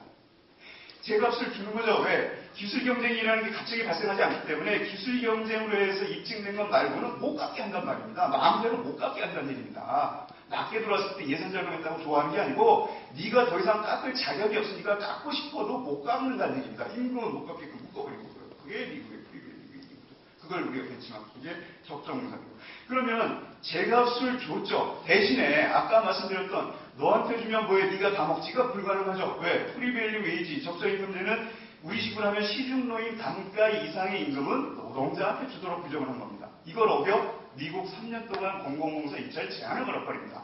독일도 마찬가지입니다. 공공공사 입찰 리스트에서 빼버립니다. 사형 선고죠. 그래서 미국의 건설업체들이 미국의 프리밸류 웨이지는 공공공사 현장에서 철칙입니다라고 지키고 있고 그것을 통해서 낙찰률이 높아졌지만 자기는 자기 이윤, 지금 1, 2% 가져가는 이윤보다는 그래도 애초에 책정되어 있는 10% 이윤을 가져가시는 게 더 좋을 거 아닙니까? 직접 노무비가 안 깎이면 간접 노무비가 안 깎이죠. 이것과 연동되어 있는 일반 관리비, 이윤, 재경비가 다 지켜지는 겁니다. 그러면 100원짜리 공사를 100원을 다 드린 다음에 40시간제 같은 뭐가 됐든지 간에 그거 해보라 그러면 못하실 거 없잖아요. 더군다나 시중노임 단가 이상으로 하니까 내국인 데려다가 쓰고 굳이 낮은 말도 안 통하는 사람 데려다 쓸 이유가 없는 거 아닙니까? 자, 이렇게 놓으면 제대로 된 업체를 골라내고 그 업체가 직접 시공하도록 만드는 겁니다. 제한하고 주지 못하게 하고 직접 시공하도록. 그러고 그 낙찰자를 골라내는 요소 중에 기술 경쟁, 품질 경쟁을 시키는데 어떻게 줄여낼 수 있는지 그 중에서 핵심적인 기술 인력과 기능 인력을 보유하고 있으면 시공 능력이 높은 거로다가 평가를 해주시면 되는 거죠. 독일이 그 방법을 해갖고 독일의 기능 인력, 건설 기능 인력들의 정규직 비율이 어떻게 됐냐? 80%입니다. 우리처럼 수주 생산을 하고 있는 건설 업체인데 기능 인력이 80%가 정규직이 됐다는 겁니다. 왜? 기능 인력이 있어야지 건설업체로 다 인정을 해주는 것이고 그게 없으면 시공 능력이 없는 거로 봐버립니다. 그러면은 우리하고 생각이 반대로 되는 거죠. 독일식의 생각으로 하면은 사람이 없는 업체는 수주를 한 번도 못합니다. 페이퍼 컴퍼니 만들 이유가 있나요? 없죠. 그렇게 되면은 물량 대비 업체 수가 균형을 이루는 겁니다. 균형을 이룬다는 얘기 뭡니까? 그 업체가 놀지 않고 1년 내내 시공을 하는 겁니다. 그러다가 겨울철이 이뤘을 때 조업단축 수당, 실업급여 수준의 돈을 줍니다. 고용관계를 맺고 있더라도. 이게 서로가 윈윈할 수 있는 방법이 되는 것이죠. 그래서 그러한 것들을 통해서 잡아낼 수 있고요. 그러면 업체도 제값받고 누수 안 되고 갈 수 있는, 즉 국민들의 불신을 던져버릴 수 있는 것이죠. 그리고 아까 그 현장과 연계시키는 부분, 우리 독일의 이제 마이스터를 길러내는 디롤 시스템 얘기했잖아요. 학교에서 이런 교육 배우죠. 훈련센터에 가서 실기를 배웁니다. 현장 가서 실습을 합니다. 이것을 3년 동안 왔다 갔다 하면서 배운다는 겁니다. 그러면 현장성이 떨어질래야 떨어질 수가 없는 거 아니겠습니까? 거기서 졸업한 애들은 훨씬 그렇지 않은 사람보다 일을 잘하죠. 전문 인력이 됐죠. 제 임금을 주고 데려다가도 충분히 할 수 있고 걔네들이 만들어주면 품질 안전이 나아지니까 발주도 가점을 담당해 줄 수 있죠. 우리 경기도 발주자십니다. 발주자가. 그래서 이러한 현장과 연계된 지금 이제 저희가 공정위에서 작년에 남양주 공고하고 조인트해서 현장에 연계된 것들 해보니까 효과 가능성을 보여왔고요. 지금 공고들하고 현장에 연결시켜서 이들을 키워진 애들을 데리고 오는 업체들한테 가점을 주시는 걸 한다 그러면 지금 이 시스템이 돌아갈 거고요. 지금 경기도 남양주에 있는 LH 현장에 LH 품질 명장이라는 사람을 배치해놨습니다. 기능공 출신 중에서 어찌 보면 최고공인데 LH 감독관의 반열에 서서 품질을 봐주면서 이 공모생들이라든지 새로 들어오는 사람들을 모델식으로 키우는 작업을 시작했습니다. LH 소명표라는 걸 시작했습니다. 그러니까 그런 부분들을 우리 도에서 발주하는 현장들하고 연결시켜주고 우리 업체들은 그런 부분에서 키워지는 사람들을 데리고 들어가서 수주를 잘할 수 있게끔 만들어주신다면 저는 충분히 승산이 있다는 것이죠. 그게 우리가 가능할 거냐? 그 앞 페이지로 한번 나오시죠. 제가 25페이지에다가 드린 그림이 뭐냐면 어찌 보면은 우리 경기도의 가장 선의의 경쟁자라고 할 수 있는 서울시인데 서울시가 작년도부터 적정임금제의 시범사업을 시작했습니다.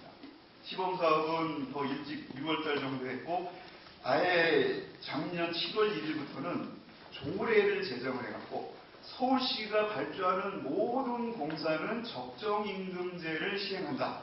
그리고 거기 그림에 보시는 것처럼 우리는 주계약자 공동도급이라는 걸 해서 직접 시공하도록 만들어버린다. 그리고 표준근로계약서를 써서 포괄임금제 금지한다. 그리고 누가 일했는지는 전자카드를 갖고 확인한다. 누가 일했는지 몇 시부터 몇 시까지 일했는지 다 전자카드로 확인한다. 그래서 이 네 가지를 밀어넣습니다. 그 결과 어떤 일들이 벌어졌냐면 보시면 지금 제가 줄 수 있는 여건과 받을 수 있는 여건이라고 표시를 해놨는데 줄 수 있는 여건을 먼저 설명해드리면 주계약서 공동도급을 하면서 서울시도 일반 현장 같으면 그 전에는 이렇게 한 거죠. 원도급자가 82%, 하도급 적정심사를 갖고 거기다가 82%에서 하도급자는 60% 이렇게 받아갔던 겁니다. 이 현장에서는 주계약서 공동도급이라는 걸 하면서 87%로다가 다 맞춰준 거죠. 전문 업체조차도 87%를 받은 겁니다. 예전에 60% 받은 거에 훨씬 더 받았죠. 대신에 주계약자인 종합업체한테는 업체들을 전문업체한테 5%씩 걷어갖고 줬습니다. 왜? 주계약자 관리 능력이 필요하기 때문에. 이렇게 해서 이제 서로 윈윈할 수 있는 지불 능력을 갖춰줬죠. 그 다음에 적정임금제를 통해 시중노임 단가를 이상을 주도록 했더니 제가 실제로 그 현장에 20명이 일하는 작업반장님을 만나봤습니다. 이 현장 형틀, 철근, 콘크리트 외국 노동자들이 제일 많이 일하는 직종이죠. 외국 노동자가 몇 명이나 되십니까? 그건 말씀 우리는 한국 사람만 있습니다. 왜 한국 사람만 그게 가능합니까? 어차피 시중노임 단가 이상을 줘야 되는데 지금 시중노임 단가만 18만 5천 원 돼 있습니다. 그걸 줄 바에는 뭐하러 말 안 통하고 숙련도 떨어지는 외국 사람을 데려다 쓰겠냐는 거죠. 또 자기는 돈을 받았단 말이죠. 지값을 받았단 말이죠. 자, 그러다 보니까 내국인이 들어왔고요. 포괄임금제를 안 하다 보니까 월요일부터 금요일까지 만원을 하니까 일요일날 노는데 하루치 일당을 받고 있어요. 그 작업반장님이 평생 자기도 처음 받아본다는 겁니다. 일요일날 일하고 놀고 있는데도 하루치 일당이 나오고 있다는 거고요. 또 거기 보시는 것처럼 근로조건이나 근로시간들이 나아졌고요. 그러다 보니까 임금이 증가됐고 주간 일요일날 놀면서도 했으니까 정기적으로 휴식을 취하면서 산업안전이 나아졌고요. 자, 그러다 보니까 취업여건, 근로조건 전부 나아졌고 젊은 층도 들어올 수 있는 여건이 됐고요. 한쪽에서는 업체들이 직접 시공에 들어가다 보니까 안전품질도 나아졌지만 업체들의 시공 능력들도 나아지는 거죠. 업체의 시공 능력을 하늘에서 떨어지는 게 아니었습니까? 내가 해봐야지 시행착오를 겪으면서 쌓아지는 게 시공 능력 기술력인 겁니다. 그러면 그 업체들이 여기 있는 부분들을 고스란히 DB에 담아서 그 이후에 또 서울시공사 들어올 때 가점 주시면 될 거 아닙니까? 그러면 우수한 업체와 우수한 노동자들이 계속 그 현장에서 돌겠죠. 그러면은 누구한테 이득입니까? 경기도의 이득이고 경기도는 공공발주자십니다. 이윤을 추가하실 필요가 없으시잖아요. 튼튼하고 그 견실한 걸 만들어서 경기도민한테 공급을 하시는 게 목적 아닙니까? 시간이 많이 나중이라고 하는데. 제가 아까 그 독일의 80%가 정규직이라고 말씀을 드렸고 마이스터라는 그 아주 이상적인 직업 전망을 보여주고 있는데 재밌는 거는 제가 독일의 마이스터 할아버지를 만나서 얘기해 보면은 이들도 1950년대까지 건설 노동자를 뭐라고 불렀냐면 노동자로서의 마지막 정거장이라고 불렀다는 겁니다. 우리 식으로 표현하면 뭐가 됩니까? 독하다. 자, 독일의 마이스터가, 우린 이름만 들어도 멋지고 그렇기 때문에 학교 이름까지 빌려왔는데, 날 때부터 그럴 것 같잖아요. 정말 그렇지 않습니다. 그 노가다로부터 마이스터를 오는데 50년 걸렸다고 표현을 하고 있고요. 거기서 그 기재 동력은 뭐였냐면, 교육, 훈련, 자격화, 아까 말씀드렸던 인낙찰 제도를 결합시키는 겁니다. 그러면 우리 업체들은 제도가 만들어지면 제도가 만들어지는 대로 따라간단 말이죠. 그 방향만 옳다 그러면 서로가 윈윈할 수 있는 방법이 나올 수 있다는 거죠. 그래서 저는 지금 우리가 계속 젊은 사람 안 들어온다, 기능 인력뿐만이 아니라 기술 인자들도 안 들어온다, 다 맞는 말씀이시죠. 목숨 걸고 바쳐서 왔는데 이 모양이 이 대접을 받고 있죠. 이것이 아니고 우리가 지금 말씀드린 것처럼 근본적인 원인부터 치유하고 서로가 제값 주고 제값을 받고 제값 내리고 신뢰를 회복할 수 있는 부분을 간다면 우리도 언젠가는 마지막 정거장이 마이스터가 되듯이 우리도 노가다가 아니라 그야말로 존경받는 건설인이 될 수 있는 그런 게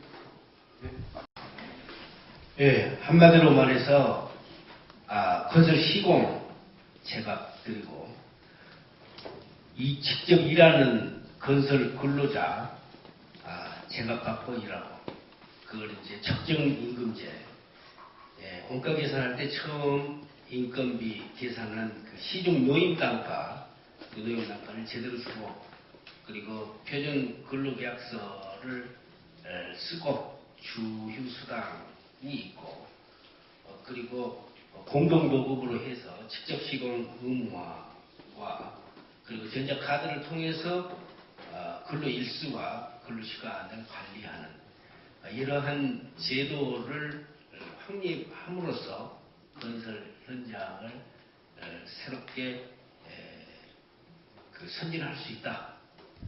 를 만들면 이제 그런 가능성들을 말씀을 일단 해주셨습니다. 일단 그 토론자의 끝으로 그 일자리 관련 부서는 아니지만 일선 건설 현장을 관리 감독하고 계시는 경기도 건설본부 윤성진 단장님께 경기도가 나아가야 할 방향에 대해서 잠깐 들어보겠습니다. 어떻게 생각하십니까? 대형공사 현장을 맡고 있으면 특히 제가 이제 신청사 대형공사 현장을 좀 맡고 있습니다. 그래서 저도 건설업계 공무원으로서 꽤 오래 근무를 했지만 사실 지금 말씀하시는 부분에 대한 여러 가지 문제점들이 사실 해결이 안 되다 보니까 그런 부분에 대해서 참 국민들로부터 신뢰를 받지 못하는 부분들이 많이 있었던 것 같습니다. 그래서 오늘 이런 토론 자리를 고민할 수 있고 또 새로운 정책을 저희가 이제 상부할 수 있는 부분에 대해서 자리를 마련해준 우리 김명원 의원님께 진심으로 감사드리고요. 또 최현정 박사님 통해서 또 많은 것들을 배웠고 또 방금 이제 신기원 박사님 통해서 저도 여러 가지 문제점에서 고민하고 오늘 준비했던 내용하고 많이 중복이 되는데요. 그런 부분에서 이제 시간이 오래되니까 좀 짧게 말씀 좀 드리도록 하겠습니다. 먼저 그 최현정 박사님 주제 발표에 대해서 참 많은 좋은 의견 제안들을 들었고요. 그 중에서도 그런 세대의 특성을 반영하기 위해서는 최소한 이제 워라밸을 할 수 있는 그런 건설 현장이 있습니다. 그래서 예를 들면 어떤 출퇴근 확인 시스템이라든가 이런 것들도 또 현실적으로 좀 앞으로도 계속 건설 현장에 좀 반영할 필요가 좀 있을 것 같고요. 아까 또 건설 기능인 도입제도 저도 굉장히 찬성을 하고 다만 이제 객관적 기준에 대해서도 아까 말씀드린 것처럼 자격이나 그다음에 어떤 숙련도 교육 정도에 따라서 그 등급을 나누는 거에 대해서는 굉장히 찬성을 하고 거기에 맞춰서 또 거기에 상응하는 임금 체계 등급도 마련할 필요가 좀 있다고 좀 생각을 합니다. 그리고 사실은 이 5, 60대 나이 드신 분들이 현장에서 있던 그 노하우들이 사실 청년층이 안 하다 보니까 끊겨지는 현상이 있습니다. 그래서 그걸 또 외국인 노동자한테 전수할 수 있는 상황도 아닌 것 같고 왜냐하면 아시겠지만 한 5년 정도면은 사실은 외국인은 더 이상 있을 수는 없는데 사실은 숙련 노동자 같은 경우는 최소 3년 이상씩 건설 노동자에서는 그런 것들을 배워야 되기 때문에 그런 어떤 청년층, 그 다음에 우리의 숙련 노동자의 그 기술들이 전수가 되기 위해서는 아무래도 이제 그런 사람들을 통해서 그 멘토링 같은 어떤 실무 전수교육 시스템 같은 것들을 마련할 필요가 있을 거라고 좀 생각합니다. 그리고 사실은 아까 이제 패널 위원님들께서 다 말씀하셨지만 사실은 그 젊은 층들이 그 건설 현장을 기피하는 이유 중에 하나는 우리 모두가 다 알고 있듯이 이제 열악한 환경과 그다음에 저임금 그러면서 노동 강도를 굉장히 센 부분 그다음에 고용 불안정이 아마 가장 큰 문제일 것 같습니다. 그래서 이거는 또 사람에 의존할 게 절대 아니고 우리 신병훈 박사님 말씀하신 것처럼 시스템적인 개선이 이루어지지 않으면은 항상 공연불에 그치는 형태가 될 것 같습니다. 그리고 아까 김승환 사무국장님께서 말씀드린 것처럼 일부 공정에 대해서는 그런 시스템이 개선이 됐기 때문에 젊은 층이 오고 있다는 반감을 처음 들었고 그거는 아마 사람의 의존보다는 이제 시스템에 대한 개선이 우선이 됐기 때문에 가능할 거라고 보고요.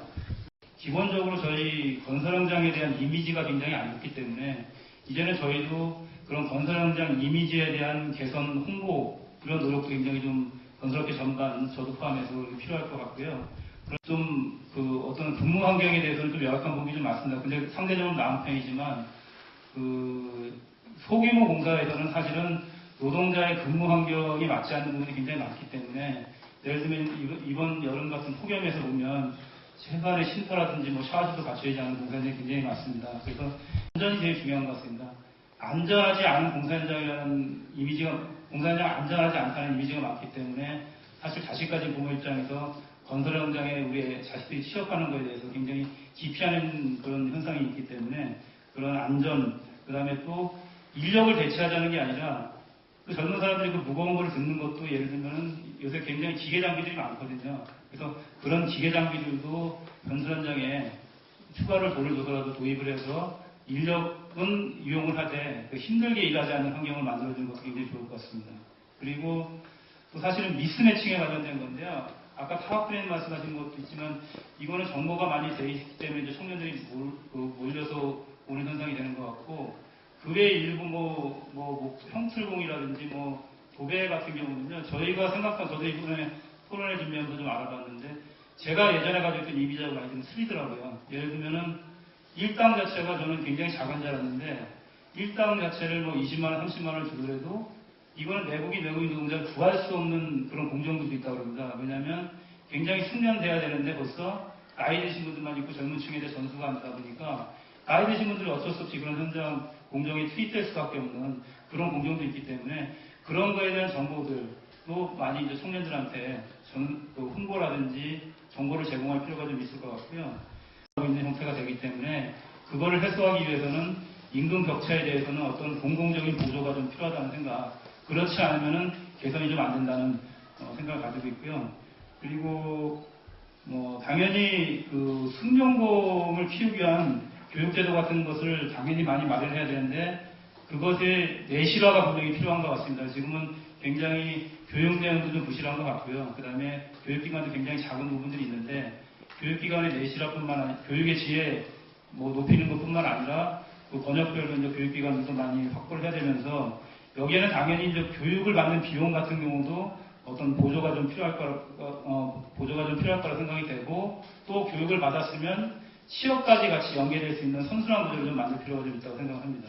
그리고 이제 공무원 입장에서 보면은 전체 그 건설 공정에서 보면 설계, 그 다음에 감리, 시공 이렇게는 전문 회사들이 마련이 되어 있는데 사실은 그거를 실현해내는 노동자들에 위한 어떤 전문적인 회사는 사실 구성이 안 돼 있고 그것이 어떻게 인력 시장을 통해서 불안정한 수급 구조 형태로 되어 있는 부분이 좀 있습니다. 그래서 이런 숙련공들을 키우게 되면은 가칭으로 얘기하면 건설 인력 회사라든지 이런 것들이 구현이 돼가지고 공사 현장마다 그런 사람들마다 매칭이 되게 되면 아마 이제 건설 인력도 비정규직이 아니라 이제 정규직에 준하는 형태의 인력 수급이 되지 않을까라는 생각이 좀 듭니다. 그건 아까 이제 신규원 박사님의 그 발제 내용하고도 좀 일맥상통하는 것 같고요. 그렇고요. 그다음에 또 오늘 주신 의견에 대해서는 저희도 정책을 하는 입장에서 많은 고민을 하도록 하겠습니다. 이상입니다.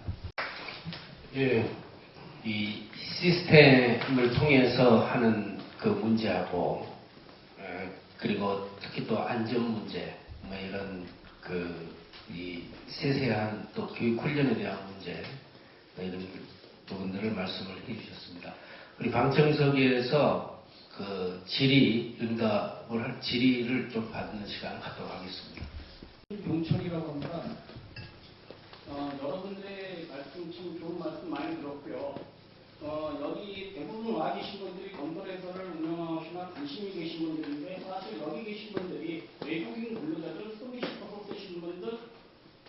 아마 흔들어 보십시오 하면 한 번도 안 들으실 거예요. 왜냐면 그분이 저가에도 저희가 작업 지시를 하면 말이 통하지 않거나 그렇기 때문에 더 보유를 주게 되어 있습니다.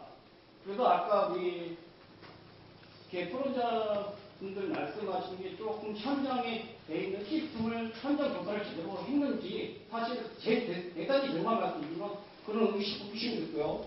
그다음에 우리나라 지금 정보도인단가 보통인구가 12만 원입니다. 근데 저희가 설계 통계대로 규칙 적용할 경우 11만 몇천 원을 받습니다. 거기에 낙찰률을 1억 원 미만은 87.74%, 그 위주로 82.74%를 규정받습니다. 그러면 그분들 10대까지 계산하면요. 그 다음에 저희가 그분들 세금 내는 거, 그러니까 보조를 해줘야 되거든요. 50%를. 그걸 따지면 저희가 정부 지자체로부터 받는 게 10만 원이 안 돼요. 근데 어디 가나 최하 12만 원 이상은 주어야지만 저희가 그분들을 데리고 일을 할 수 있습니다. 그럼 거기 20%는 갭이 생기는데요.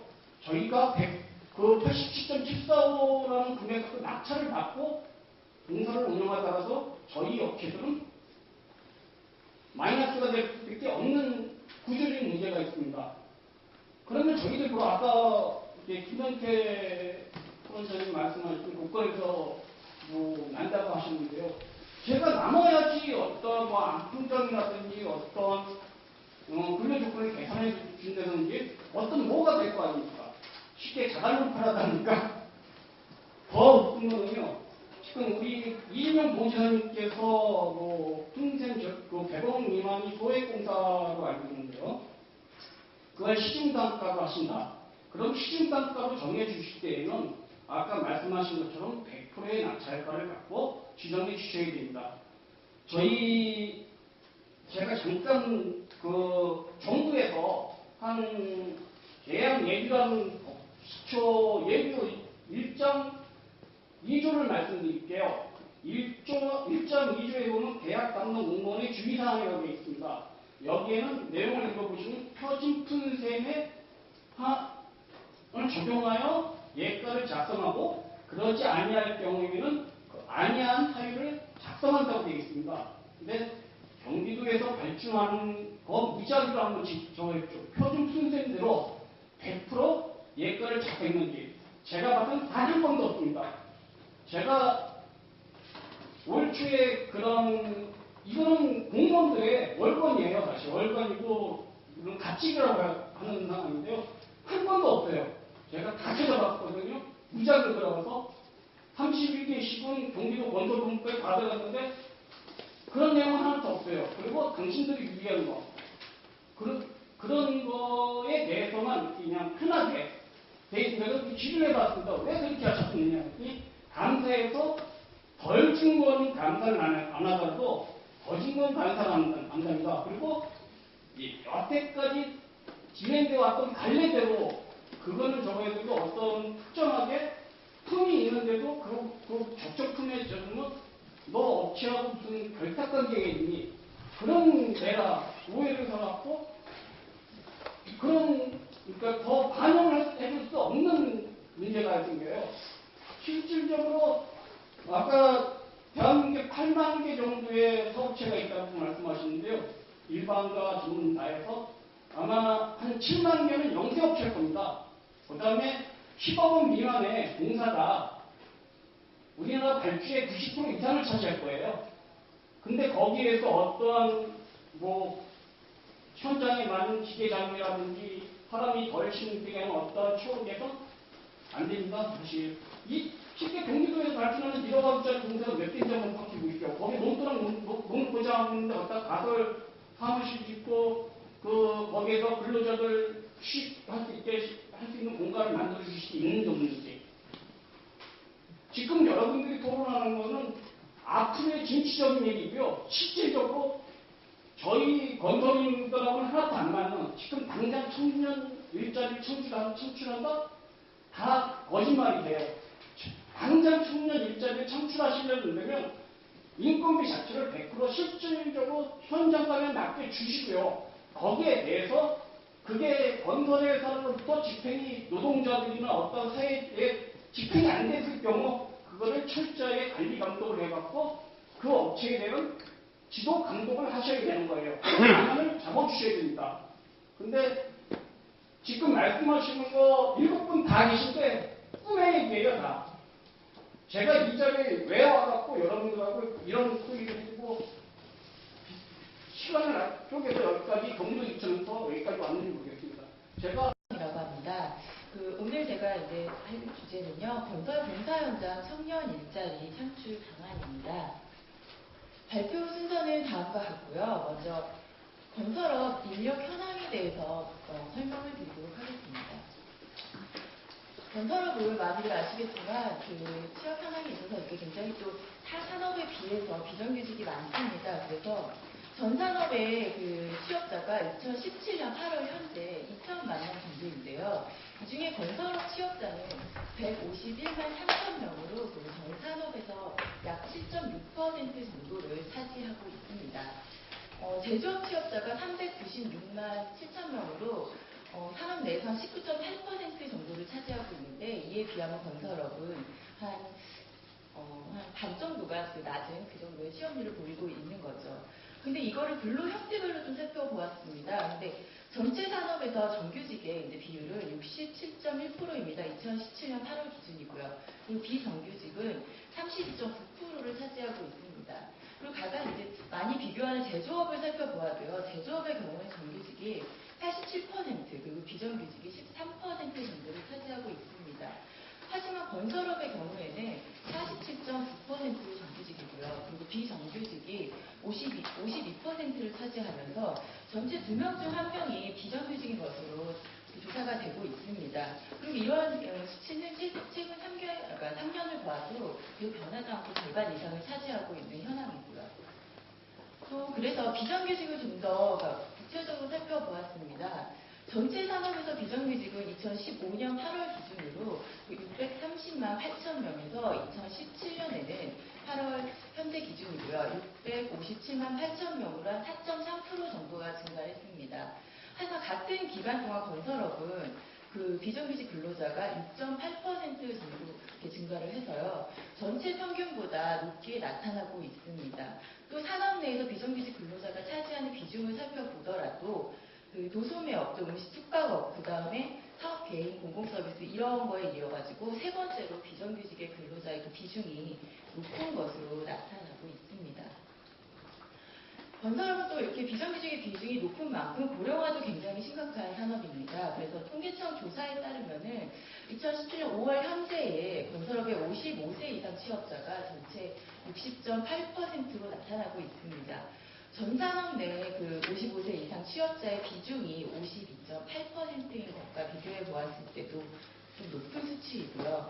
제조업과 비교해 보았을 때도 제조업의 경우에도 55세 이상 취업자가 36% 정도에 나타나는 것에 비해서 한 1.5배 정도 높은 수치라는 것을 알 수 있겠습니다. 또한 이러한 수치는 2015년을 보더라도 53.1%, 60.8%로 점점 증가하고 있는 추세입니다. 그렇다면 일자리의 질의 현황입니다. 최근에 이제 이 통계가 나온 게 한 2년치가 새로 나왔는데요.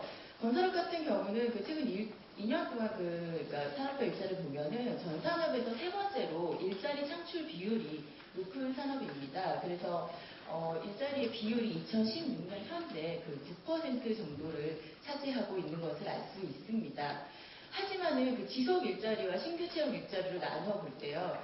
말 그대로 지속 일자리는 이 일자리가 얼마나 지속성이 있냐입니다. 근데 그런 지속 일자리 비중은 산업률 한 6.2% 정도로 좀 낮고요. 반면에 신규 채용 일자리는 제조업 다음으로 제조업의 16.3%, 근데 건설업은 15% 정도로 이렇게 높은 비중을 차지하고 있습니다. 그런데 이러한 신규 채용 일자리 같은 경우는 건설업이 수주 산업이기 때문에 공사의 현황에 따라서 일자리가 늘어나는 거지만 그거와 반대로 이제 지속성에 있어서는 굉장히 좀 떨어진다는 것을 의미하는 것으로 좀 볼 수 있겠습니다. 이러한 일자리를 연령별로도 좀 나누어 살펴보았습니다. 근데 보시면은 30대 미만의 청년층 일자리의 비중이 전 산업에서 한 4.6% 정도를 차지하고 있습니다. 제조업과 비교해 보아도요, 제조업이 22.8%로 건설업에 한 5배 정도의 차이가 나는 거죠. 그리고 산업 내에서 전체에서 30대 미만의 비중이 15.3%인 것과 비교해 보아도 건설업은 그 절반에도 못 미치는 30대 미만의 일자리가 굉장히 적은 상황입니다. 그리고 30대 미만에서 있는 지속 일자리도 3%, 또 신규 채용 일자리도 5.9%에 그치고 있습니다. 하지만 연령이 올라갈수록 그 일자리 비중은 상대적으로 높아집니다. 50세 이상의 비중을 보면은 11.3%로요. 물론 뭐 전산업이나 제조업 평균보다는 이제 다른 비중보다는 낮지만은 30대와 비교해 봤을 때는 상대적으로 한 3배 가까이 그 일자리에서 차지하는 비중이 높은 상황입니다. 또한 지속 일자리 같은 경우에도 7.1%, 또 신규 채용 일자리 같은 경우도 50대 이상이 21.9%로요. 일자리가 생길 때마다 50대가 들어가는 그 비중이 더 높다는 것을 좀 알 수가 있겠습니다.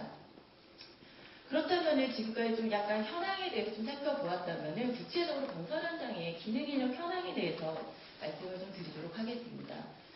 건설 근로자 문제의 데이터에 의하면요. 최근 5년간 건설 현장의 기능 인력은 전체에서 50대 이상 고령층이 2011년 46.9%에서 2015년에는 52.5%로 5.3%포인트가 증가하였습니다. 즉 현장에 2명 중 1명이 50대 이상인 걸 알 수 있는데요. 반면 30대 이하는 채 10%가 되지 않습니다. 최근 5년간 계속 8%, 9%대에 그치고 있고요. 30대 이하와 또 30대를 합친 그 수치도 20%대에서 머물면서 계속 젊은 청년층의 유입이 굉장히 어려워지고 있고요. 또 이들이 건설업을 기피하는 현상이 날이 갈수록 좀 심화되고 있다는 것을 알 수 있겠습니다. 이처럼 내국인의 고령화가 심해지고 청년층이 좀 심해지고 있는데요. 반면에 또 외국인 근로자는 증가 추세입니다. 그래서 현재 건설업에서 외국인 근로자를 고용하기 위해서는 이제 E9이라고 하죠. 고용허가제와 또 건설업 취업 등록제, 그 H2를 활용을 합니다. 그런데 그 E9 같은 경우는 총 56,000명 정도가 이제 그 쿼터가 정해져 있습니다. 그런데 이 중에 건설업 같은 경우에는 한 2,400명으로 전체 규모에서 한 4% 정도밖에 배정이 되고 있지 않는 상황입니다. 그래서 보통 이렇게 E9으로 들어오시는 분들이 이제 뭐 토목 현장이나 오지로 많이 이제 좀 가시고요. 또 H2로 오시는 분들이 이제 건축 현장이나 이제 도심에서 많이 일을 하시는데, 이렇게 이제 들어오는 쿼터도 이제 적고요. 그래서 이제 합법적으로 들어온 외국 인력이 한 5만 명 정도가 추산이 되고요. 하지만 이렇게 좀 합법적으로 들어온 인력이 적으면서 불법은 현장에서 한 22만 4천 명 정도로 추정이 되고 있습니다. 토탈 현재 그 추정을 보면은 외국인 근로자가 약 27만 명 정도 수준에 달할 것으로 추정이 되고 있습니다. 이처럼 만성적으로 이제 건설 현장에서 인력이 부족하고 고령화가 심해지고 또 청년층이 기피하는 상황에서 결국 궁극적으로 외국 인력을 불법 고용으로 이제 할 수밖에 없는 상황이 가속화될 수밖에 없는 상황입니다. 그래서 이런 불법 취업자가 양산하는 결과를 초래하면서 결국 시민의 안전과 생명과도 연결이 되는 그런 품질에 영향을 미칠 수밖에 없는 그런 우려가 발생하고 있는 상황입니다. 그렇다면 그 국내 건설 기능인력 교육 현황을 좀 간단하게 살펴보았습니다. 현재 고용노동부에서는 재직자와 구직자를 대상으로 직업 능력 개발 사업을 추진하고 있습니다. 그래서 표에서 보시다시피 근로자 대상, 이제 그 재직자 대상으로 사업의 종류들이 있고요. 또 실업자, 즉 구직자죠. 그래갖고 이제 민간과 고용부에서 이제 훈련한 여러 가지 훈련들이 있는데요. 이 중에서 건설 기능인력 관련 교육은 한 크게 4가지 정도가 있습니다. 그래서 국가기관 전략산업 직종 훈련이라고 이제 불리는 거죠. 또 내일 배움 카드제가 있고요. 또 이거는 건설 일용 근로자 기능 향상 지원 사업이라고 해가지고 건설 근로자 문제에서 담당을 하고 있습니다. 또 국가 인적자원 개발 컨소시엄 또 크게 한 4가지가 있는데요. 보시다시피 그 국가 인적자원 개발 컨소시엄 같은 경우만 재직자를 대상으로 하고 있습니다. 그리고 나머지는 그 실업자를 이제 그 구직자분들을 대상으로 하고 있는데. 그 국가기관 전략산업 직종이나 이제 내일배움카드제를 통해서 4개의 이제 주 교육기관에서 배출하는 그 교육생이 연간 한 1,350명 정도라고 합니다. 그리고 건설 일용근로자 기능 향상 지원 사업을 통해서 한 8,800명 정도가 되고 있고요. 하지만은 앞에 이제 그 기능력 수요와 그 전체 인력과 비교해 봤을 때 배출하는 그 교육생이 너무 적고요. 또 이런 훈련 규모나 과정이 굉장히 상이하기 때문에 교육의 운영에 있어서도 많은 어려움이 존재하고 있습니다. 또한 국가인적자원 개발 그 컨소시엄이 재직자 대상인 거라고 말씀드렸듯이 이제 그 재직자를 대상으로 하는 것이 기능 인력 같은 게 굉장히 어렵습니다. 고용의 특성상 일용직 계신 분들이 많고요. 또 공사 기간 동안 그 일을 끝내야 되기 때문에 이러한 그 인력을 대상으로 재직자 훈련에 어려움이 있기 때문에 더더욱 이제 그 교육 시스템에 있어서 체계적인 훈련을 양산할 수 있는 시스템이 부재한 상황입니다. 실제 조사를 통해 보더라도 현장에서 그 교육을 어떻게 받았습니다 하면 아까 물어보면은 거의 90% 이상이 그 위에 사수를 통해서 도제식 방법에 의해서 기능을 전수받았다는 그런 연구 조사들이 굉장히 많습니다. 그래서 기능 인력 대상으로 한 교육들이 굉장히 좀 열악한 상황입니다. 좀 더 구체적으로 보면 앞서 말씀드렸다시피 그 고용의 특성으로 인해서 재직자 이제 그 대상으로 한 사업 같은 경우는 사업주가 지원하는 사업은 건설업 같은 경우는 한 3.4% 정도밖에 안 됩니다. 제조업에 비하면 한 10분의 1 정도 수준인 거죠. 그리고 근로자 스스로가 이제 하는 그 비중도 한 6.8%로 굉장히 저조한 상황입니다. 구직자 같은 경우는 그래도 재직자보다는 조금 높아서요. 건설업 같은 경우는 국가기관이나 전략산업 직종 훈련에서 건설업 분야에 있어서는 한 7.5%, 그리고 내일 배움 카드제를 통해서는 한 6.3% 정도가 건설 관련 분야를 교육을 받고 있는 것으로 나타났지만 이도 여전히 한 10% 미만으로 굉장히 저조한 상황입니다. 하지만 재밌는 것은 연령별로 좀 구분을 해보았습니다. 그렇게 봤을 때 건설 관련된 교육을 받는 연령을 좀 살펴보면요. 표에서 보시다시피 19세 이하죠. 그리고 20대 모두 그 건설 관련 교육을 그러니까 스스로 받는 게 10% 미만입니다. 거의 한 5% 그 수준에서 왔다 갔다 하고 있지만요. 나이가 많아질수록 굉장히 건설 관련된 그 직종의 교육을 많이 받고 있습니다. 그래서 그 국가기관 그 전략산업 같은 걸 보더라도 50대는 한 35.6%, 또 60대 이상이 52.6%로 건설 관련해서 굉장히 그 교육열이 높으신 것으로 나타났습니다. 그 내일 배움 카드제 또한 또 이 다른 연령대에 비해서 굉장히 좀 건설 관련된 그 교육을 많이 받는 것으로 나타났습니다. 그래서 앞서서 이제 그 인력이나 전반적인 인력이나 그 기능 인력에 대해서 좀 설명을 드렸는데요. 그렇다면 경기도 지역의 이제 현황이 어떤가 간략하게 좀 살펴보았습니다. 경기도 같은 경우는 65세 고령 인구가 굉장히 타 지역에 비해 낮은 것으로 나타났습니다. 표에서 보시다시피 울산 다음으로 전국에서 두 번째로 그 고령 인력이 굉장히 낮은 것으로 나타났는데요. 아무래도 수도권이기 때문에 인구의 유입이나 유출이 이제 좀 더 활발하기 때문에 타 지역에 비해서 이제 좀 젊은 층이 많은 것으로 좀 그렇게 사료가 됩니다. 그래서 향후에도 65세 이상 고령 인구는 전국 평균보다 좀 낮을 것으로 예측이 되고 있는 상황입니다. 고용 현황 또한 그 전국 평균보다 높습니다. 그 전국이 한 60.7% 정도 나오고 있는데요. 2017년 기준입니다. 그런데 경기도 같은 경우는 전국 평균보다 좀 높은 62.0%를 차지하고 있는데요. 최근 7년 동안 고용 추이를 보더라도 전국 평균보다 이제 다소 높은 것으로 나타나고 있습니다. 하지만 실업률도 좀 다소 전국보다 높아서요. 실업률이 3.9%예요. 전국 평균이 한 3.7%에 비하면 다소 높고요. 전국에서 5번째 수준으로 좀 높은 상황입니다. 또 이러한 추이를 살펴보면은 약간의 전국적인 그 실업률 추이보다도 최근 7년간 좀 다소 높은 것으로 실업률도 나타나고 있습니다. 그렇다면 이러한 실업 중에서 청년 실업 현황을 좀 살펴보았습니다. 그런데 이 청년 실업은 전체 실업률보다 훨씬 높은 10.7% 정도인데요. 앞서서 경기도의 그 실업률이 3.9%라고 말씀을 드렸는데 청년 실업 같은 경우는 전국 평균 9.8%에 비교해 봐도 10.5%로 높고요. 그리고 전체 그 실업률보다 높은 상황입니다. 그래서 2008년 그 글로벌 금융위기 이후 기간을 제외하고는 경기도의 그 청년 실업률이 전국 평균보다 낮았지만은 2015년 이후부터는 좀 급속히 증가하고 있어서 전국 평균보다 좀 상회를 하고 이러한 실업률이 좀 날이간수로 좀 가속이 되고 있는 상황입니다. 그렇다면 산업별 취업 분포입니다. 전국과 그 경기도의 산업별 취업 분포를 살펴보았을 때 제조업의 비중이 상대적으로 굉장히 높습니다. 하지만 건설업은 7.4%에 비해서 7.3%로 전국의 이제 그 건설업의 이제 그 취업자 현황보다도 다소 낮은 것으로 나타났습니다. 그리고 지난 10년간 산업권 분포를 살펴보더라도 건설업의 취업 비중은 다소 계속 감소하고 있는 것으로 나타났습니다. 그래서 8%, 7.3%로 그 건설업 관련돼서 취업이 계속 낮아지고 있는 건데요. 궁극적으로 취업률은 높지만은 건설업에 이제 그 종사하고 있는 취업자는 낮은 거고 청년 실업률이 높은 상황에서도 경기도 역시 청년층이 건설업 취업은 잘 하지 않는 것을 그런 이 두 가지 이슈가 나타나고 있다는 것을 좀 유추를 해볼 수가 있겠습니다. 그렇다면은 해외 사례입니다. 그 앞서서도 말씀하셨지만 독일이나 이제 뭐 가장 많이 하는 게 호주의 사례들인데요. 저희가 그래서 기능 인력에 대해서 이제 벤치마킹을 할 때 유럽의 많은 국가들을 벤치마킹을 하고 있습니다.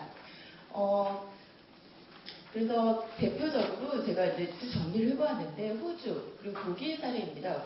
호주와 독일은 굉장히 그 인력에 대해서 교육, 직업교육 훈련 체계가 굉장히 잘 되어 있는 국가 중에 하나입니다. 그래서 호주를 먼저 말씀을 드리면 AQF라고 하죠. 그래서 호주의 직업교육 체계라고 해가지고 등급별로 그러니까 그 자격 1부터 자격 10까지 해가지고 그 자격에 맞는 요건들을 다 정의를 해놓았습니다. 그래서 호주에 있는 기관들이죠. 보통 저희가 테이프라고 하는데요. 그런 교육기관 아니면은 그 민간 기관에서 교육을 시키고요. 이러한 교육이 또 직업과 그 현장의 실무와 연결이 될 수 있도록 그런 시스템을 잘 만들고 있는데요. 그러면서 이제 그 자격을 1부터 10까지 이제 했을 때 이 인력들이 이제 교육기관에 대해서 훈련을 받고 이거에 대해서 평가를 받은 다음에 자격을 부여하면은 일정 수준이 되어 있을 때 이 청년층에게도 사업을 할 수 있는 그런 면허를 부여하는 제도도 만들었습니다. 그럼으로써 현장에 청년층 인력을 유입시킬 수 있는 그런 방안들을 만들고 있고요.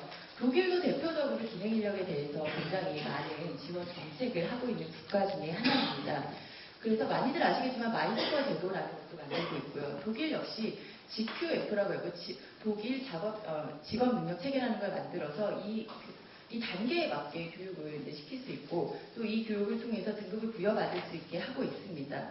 그래서 독일 역시 그 마이스터의 경우에는 사업 면허를 부여함으로써 청년층을 유입할 수 있는 그런 제도적 기반을 만들고 있습니다.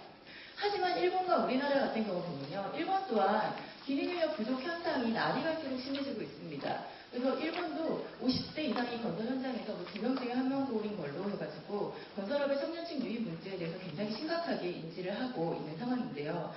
그렇지만 우리나라처럼 아직 그 제대로 된 그 제도가 마련되어 있지 않습니다. 그래서 여기도 보시면 아시겠지만 자격과 교육이 뭐 연계되어 있지 않고 그래서 그거를 계속 만들고 있는 상황입니다. 그래서 이제 최근 한 2015년도죠. 일본 같은 경우는 정부에서 그 건설 기능 인력을 위해서 이제 지원 대책금 같은 기금을 조성을 해놨습니다. 그래서 이들을 위해서 이들이 현장으로 유입될 수 있는 방안을 마련하기 위해서 이제 국가에서 대폭적으로 지원을 하고 있는 상황입니다. 또한 뒤에서도 말씀을 드리겠지만 그 젊은 층이 올 수 있도록 계속적으로 건설업에 대한 이미지 개선을 하기 위한 작업들을 계속하고 있습니다. 하지만 우리나라 같은 경우는 기능인력 부족 현상이 계속 심화되고 있지만은 일본보다 다소 지금 좀 더 늦게 좀 마련되는 제도들이 아직 미비한 상태입니다. 물론 4개 거점 교육기관이 있고요. 폴리텍 대학이나 특성화고가 있지만은 이러한 그 앞서도 말씀드린 교육들이 원활히 이루어지지 않고 또 1학기 병행제가 도입이 되었지만 이것도 역시 일부 연계가 되면서 아직까지도 많은 정책적 보완이 필요한 상황입니다. 그렇다면 이제 청년층 유입 방안인데요. 그렇다고 우리나라에서 청년층을 유입하기 위해서 제도적으로 그 준비를 안 한 것이 아닙니다. 그래서 많이들 아시겠지만 최근에 정부는 2017년 그 일자리 개선 대책과 또 지난 8월이죠. 지난 6월이죠. 그리고 건설산업 혁신 방안을 통해서 건설업 숙련 인력 양성을 위한 그 방안을 발표하였습니다. 그래서 여러 가지 대책 중에서 그 방안 마련하는 것을 일부 이제 그 숙련 인력과 관련된 것만 이제 연계를 시켜서 말씀을 드리면 먼저 그 건설산업 혁신 방안에서 일자리 혁신 부분에서 이제 숙련 인력을 양성하기 위한 방안을 제시를 하였습니다. 그래서 시험 연계형 도제 교육 강화죠. 뭐 이런 고등학교나 이제 대학교를 건설 업체와 연계해서 이제 지원하는 방안입니다. 또 고용 우수 업체 지원을 해서 뭐 정규직 신규 채용, 청년 그 기술인을 이제 고용한 실적 등을 평가해서 고용 우수업체를 지원하는 방안도 마련하고 있습니다. 또한 정규직 채용 장려를 위해서 현장 대리 등을 현장 채용하는 경우도 이제 이런 것들 방안을 만들었고요. 또 해외 건설 취업 지원 같은 것도 대책을 마련해 놓고 있는 상황입니다. 또 이보다 앞서서 건설 일자리 개선 대책에서도요, 청년인력 확보에 대한 방안을 발표를 하였는데요. 먼저 기능인 등급제 도입입니다. 그래서 기술자처럼, 건설 기술자처럼 등급을 부여를 하자는 거죠. 그래서 청년층 진입을 촉진하기 위해서 현장에서 그 근로 경력과 기술 수준 등을 세계적으로 관리할 수 있게 이제 그 등급제 등을 도입하는 방안에 대해 제시를 하였습니다. 또한 전자카드제를 통해서 경력관리 기반 구축인데요. 현재까지는 이 사람에 대해서, 그러니까 기능 인력에 대해서 이 사람이 실제 어느 정도의 이제 그런 기간 동안 일을 했는지 세계적인 그 시스템이 마련되어 있지 않기 때문에 이러한 이제 전자카드 지문 인식 등을 통해서 현장에서 이 기능 인력에 대한 경력 관리를 제대로 할 수 있는 방안을 마련할 수 있도록 제도적으로 좀 제안을 해놓은 상태입니다. 또한 교육훈련 강화를 통한 건설 인력 양성 체계 확립입니다. 앞서 말씀드렸다시피 그 비정규직 고용의 특성상 개별 업체가 기능 인력의 교육을 위해서는 하기 힘든 상황입니다. 따라서 정부가 나서서 이러한 교육 훈련에 있어서 앞장서는 방안이 필요하기 때문에 이러한 대안을 냈고요. 또 현장에 그 불법 인력이 아까도 말씀드렸듯이 2만 명 정도 되는데 이런 불법 인력을 채출하고 노무 관련된 책임 강화하는 방안에 대해서도 제시를 하고 있는 상태입니다. 정책적 지원 방안입니다. 앞서 이런 정책과 이제 지금까지 내놓은 정책과 연관이 되어갖고 크게 세 가지 정도를 이제 제안을 해왔습니다. 가장 먼저 매력적인 직업 환경의 조성입니다. 저는 이 부분이 굉장히 중요하다고 생각을 하는데요. 지금까지 그 소위 건설업에 대해서는 굉장히 4차 산업혁명 시대를 우리가 응하고 있지만은 굉장히 소위 건설업은 3D 산업이라고 하죠. 더럽고 힘들고 뭐 이원성 산업으로 불리면서 청년층의 기피가 굉장히 심한 산업입니다. 나 그런 것들이 있지만 건설업과 관련돼서 부정적인 키워드는 대부분이 부정부패, 뇌물수수 뭐 그런 식의 키워드들이 굉장히 많습니다. 이러한 이미지를 개선하기 위한 작업이 굉장히 중요하다고 생각이 듭니다. 그래서 우리가 계속 4차 산업혁명 시대를 얘기하고 있지만 이러한 시대를 이끌어갈 인력은 기존에 그러니까 의미 있는 일이 중요한 게 아니라 개인의 삶의 질, 즉 워크앤 라이프라고 요새 굉장히 유행하는 단어죠. 워라벨이죠. 이것을 굉장히 중요한 세대로 인식하고 있는 세대입니다. 특히나 지금 주 52시간 그런 것들이 도입이 되면서 삶의 질에 있어서는 그 중요성이 굉장히 더 크게 부각이 되고 있습니다. 최근 유행하는 단어도 소확행이라고 하더라고요. 소소하지만 확실한 행복이라고 해가지고. 그래서 역시 현장도 그 청년층의 건설업 유입을 위해서 건설업 현장도 워라밸을 구현하는 것이 굉장히 중요하다고 생각을 합니다. 이를 위해서 휴일 확보 등 근로 조건의 개선이 굉장히 중요한데요. 일본의 경우도 장시간 노동이 굉장히 문제가 됐습니다. 특히 건설업 같은 경우는 조사를 해보면 4주 4휴 이하로 굉장히 전 산업보다 낮은 걸로 나타났습니다. 그래서 근로기준법을 개정했고 건설업 같은 경우는 많이들 아시겠지만 5년의 유예기간을 두었지만 그 기간 동안에 계속적인 지금도 현재 이미지 작업을 하고 있습니다. 장시간 노동 해소이나 주휴 2일 확보를 위해서 그 방안을 정책적으로 지속적으로 지원을 하고 있는 상황입니다. 우리나라 역시 타 산업과 동일한 수준의 휴일이 확보되도록 제도적인 지원책 마련이 좀 필요하다고 생각이 듭니다. 두 번째, 앞서 정책에서 나왔지만 건설 기능인 등급제의 도입입니다. 건설 현장의 신규 인력이 유입이 저조한 이유 중에 하나가 건설 기능 인력에 대한 직업 경로가 부재하기 때문에 이들에게 직업으로서의 비전을 제시해 줄 수가 없다는 거죠. 보통 현장에 가서 일을 한다는 게 용돈벌이나 그런 식의 개념이기 때문에 이들에게 직업으로서의 비전을 제시할 수 있는 경로가 필요하다는 겁니다. 그래서 국토교통부에서는 현재 체계적으로 인력을 양성하기 위해서 건설 기능이 등급제 도입을 추진하고 있습니다. 아래 그림은 그래서 2014년도에 저희가 용역을 할 때 내놓았던 안입니다. 그래서 기술자처럼 건설 기능 인력도 경력, 자격증, 교육을 합해갖고 이거에 대한 합산 점수로 초급, 중급, 고급, 특급과 같은 등급을 부여하자는 거죠. 그래서 길다고 해서 또 일을 잘하겠고 그런 것도 아니기 때문에 숙련도를 또 평가를 해야 되냐 또 이런 논의들이 많이 있는 상황입니다. 하지만 궁극적으로 중요한 것은 교육을 통해서 학습된 결과가 또 평가를 통해서 현장에 실용적으로 적용이 될 수 있는지를 좀 검증을 받아야 되겠고요. 또 궁극적으로 이런 평가의 결과가 등급별 숙련도 기준에도 반영될 수 있게 결국 교육과 이러한 이제 자격 등급이 유기적으로 좀 돌아가야 될 필요가 있다는 것을 알 수 있겠습니다. 마지막으로 앞서서 계속 말씀드렸지만은 교육훈련 강화를 위한 풍요한 인력 육성입니다. 그래서 앞에 계속 대화들로 말씀드렸지만 특성화거나 마이스터업을 통한 진입교육 확대로 이를 위해서니까 건설업체도 적극적으로 이러한 것에 참여를 해서 학생들이 실무에 그러니까 잘 적응할 수 있는 그런 지원이 필요하다는 거죠. 또 두 번째로는 건설업자 맞춤형 도제시 훈련 지원 강화입니다. 해가지고 이분들이 이제 훈련이나 이런 것들 할 수 있는 그런 제도들을 이제 만들고 있습니다. 그래서 이 훈련을 받고 기술 수준이 향상될 수 있는 그런 지원책 마련이 필요하겠습니다.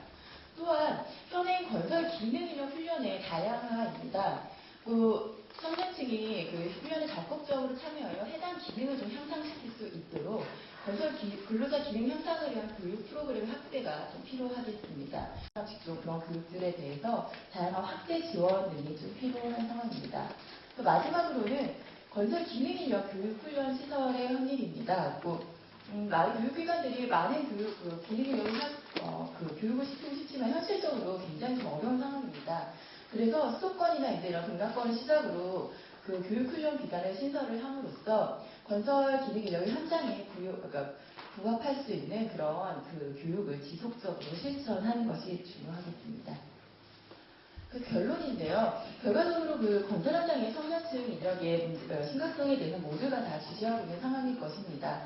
그래서 현장의 청년층 유입을 위해서 앞서 제가 말씀드렸던 가장 중요한 건 매력적인 산업의 이제 환경 조성이겠죠. 또 이런 기능이 등급제나 또 교육훈련 강화를 통해서 결국 산하경 그리고 노사경이 모두 힘을 합쳐서 좀 이러한 유입 방안을 만들어야 되지 않을까 싶습니다. 그래서 건설업의 지속 가능한 발전을 위해 또 정부뿐만 아니라 지자체 차원에서도 주도적으로 정책적 지원 방안이 마련할 때라고 생각이 듭니다.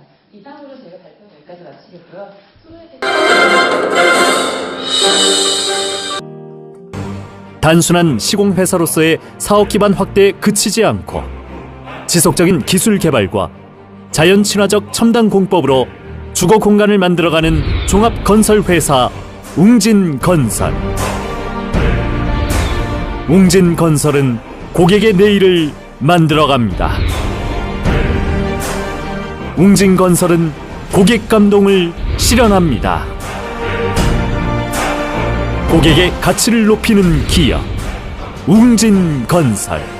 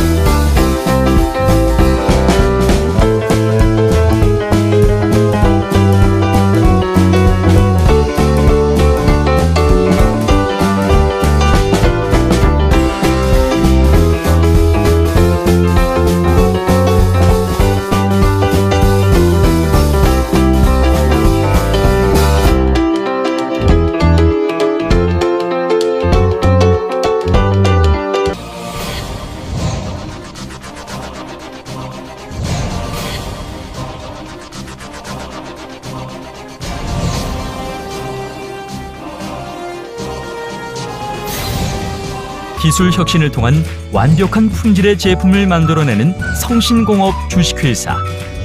어디에 있어도 성신공업의 기술력은 빛이 납니다.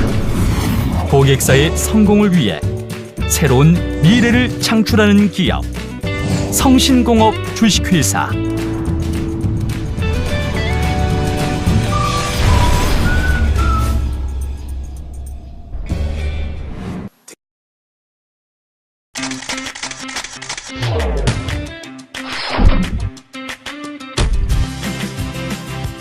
연기나고 냄새나고 기름튀고 타기까지. 아직도 이런 불판을 사용하세요? 스팀 직화구이 불판 썬그릴이면 이러한 불편을 모두 해소할 수 있습니다. 아직도 탄 고기를 드신다고요? 생선을 구울 때 기름을 바르신다고요?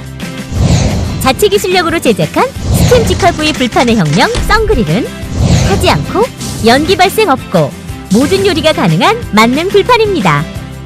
본체에 물만 부으면 아무리 오랜 시간을 구워도 불판은 그대로 타지 않고 연기 없고 기름 튀고 냄새 걱정 없는 스팀 직화구이 만능 불판 썬그릴로 육질이 살아있는 부드러운 고기 맛을 즐기세요.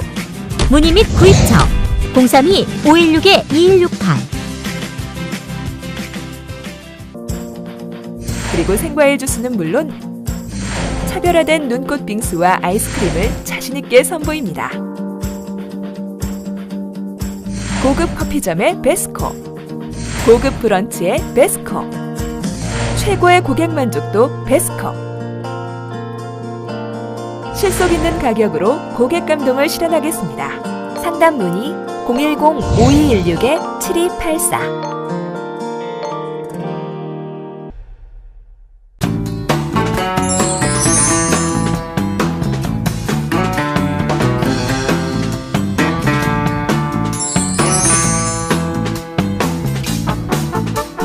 저희 다단미용실은요 최소의 시간으로 최대 연출을 빨리빨리 해드리니까요 저희 다단미용실 많이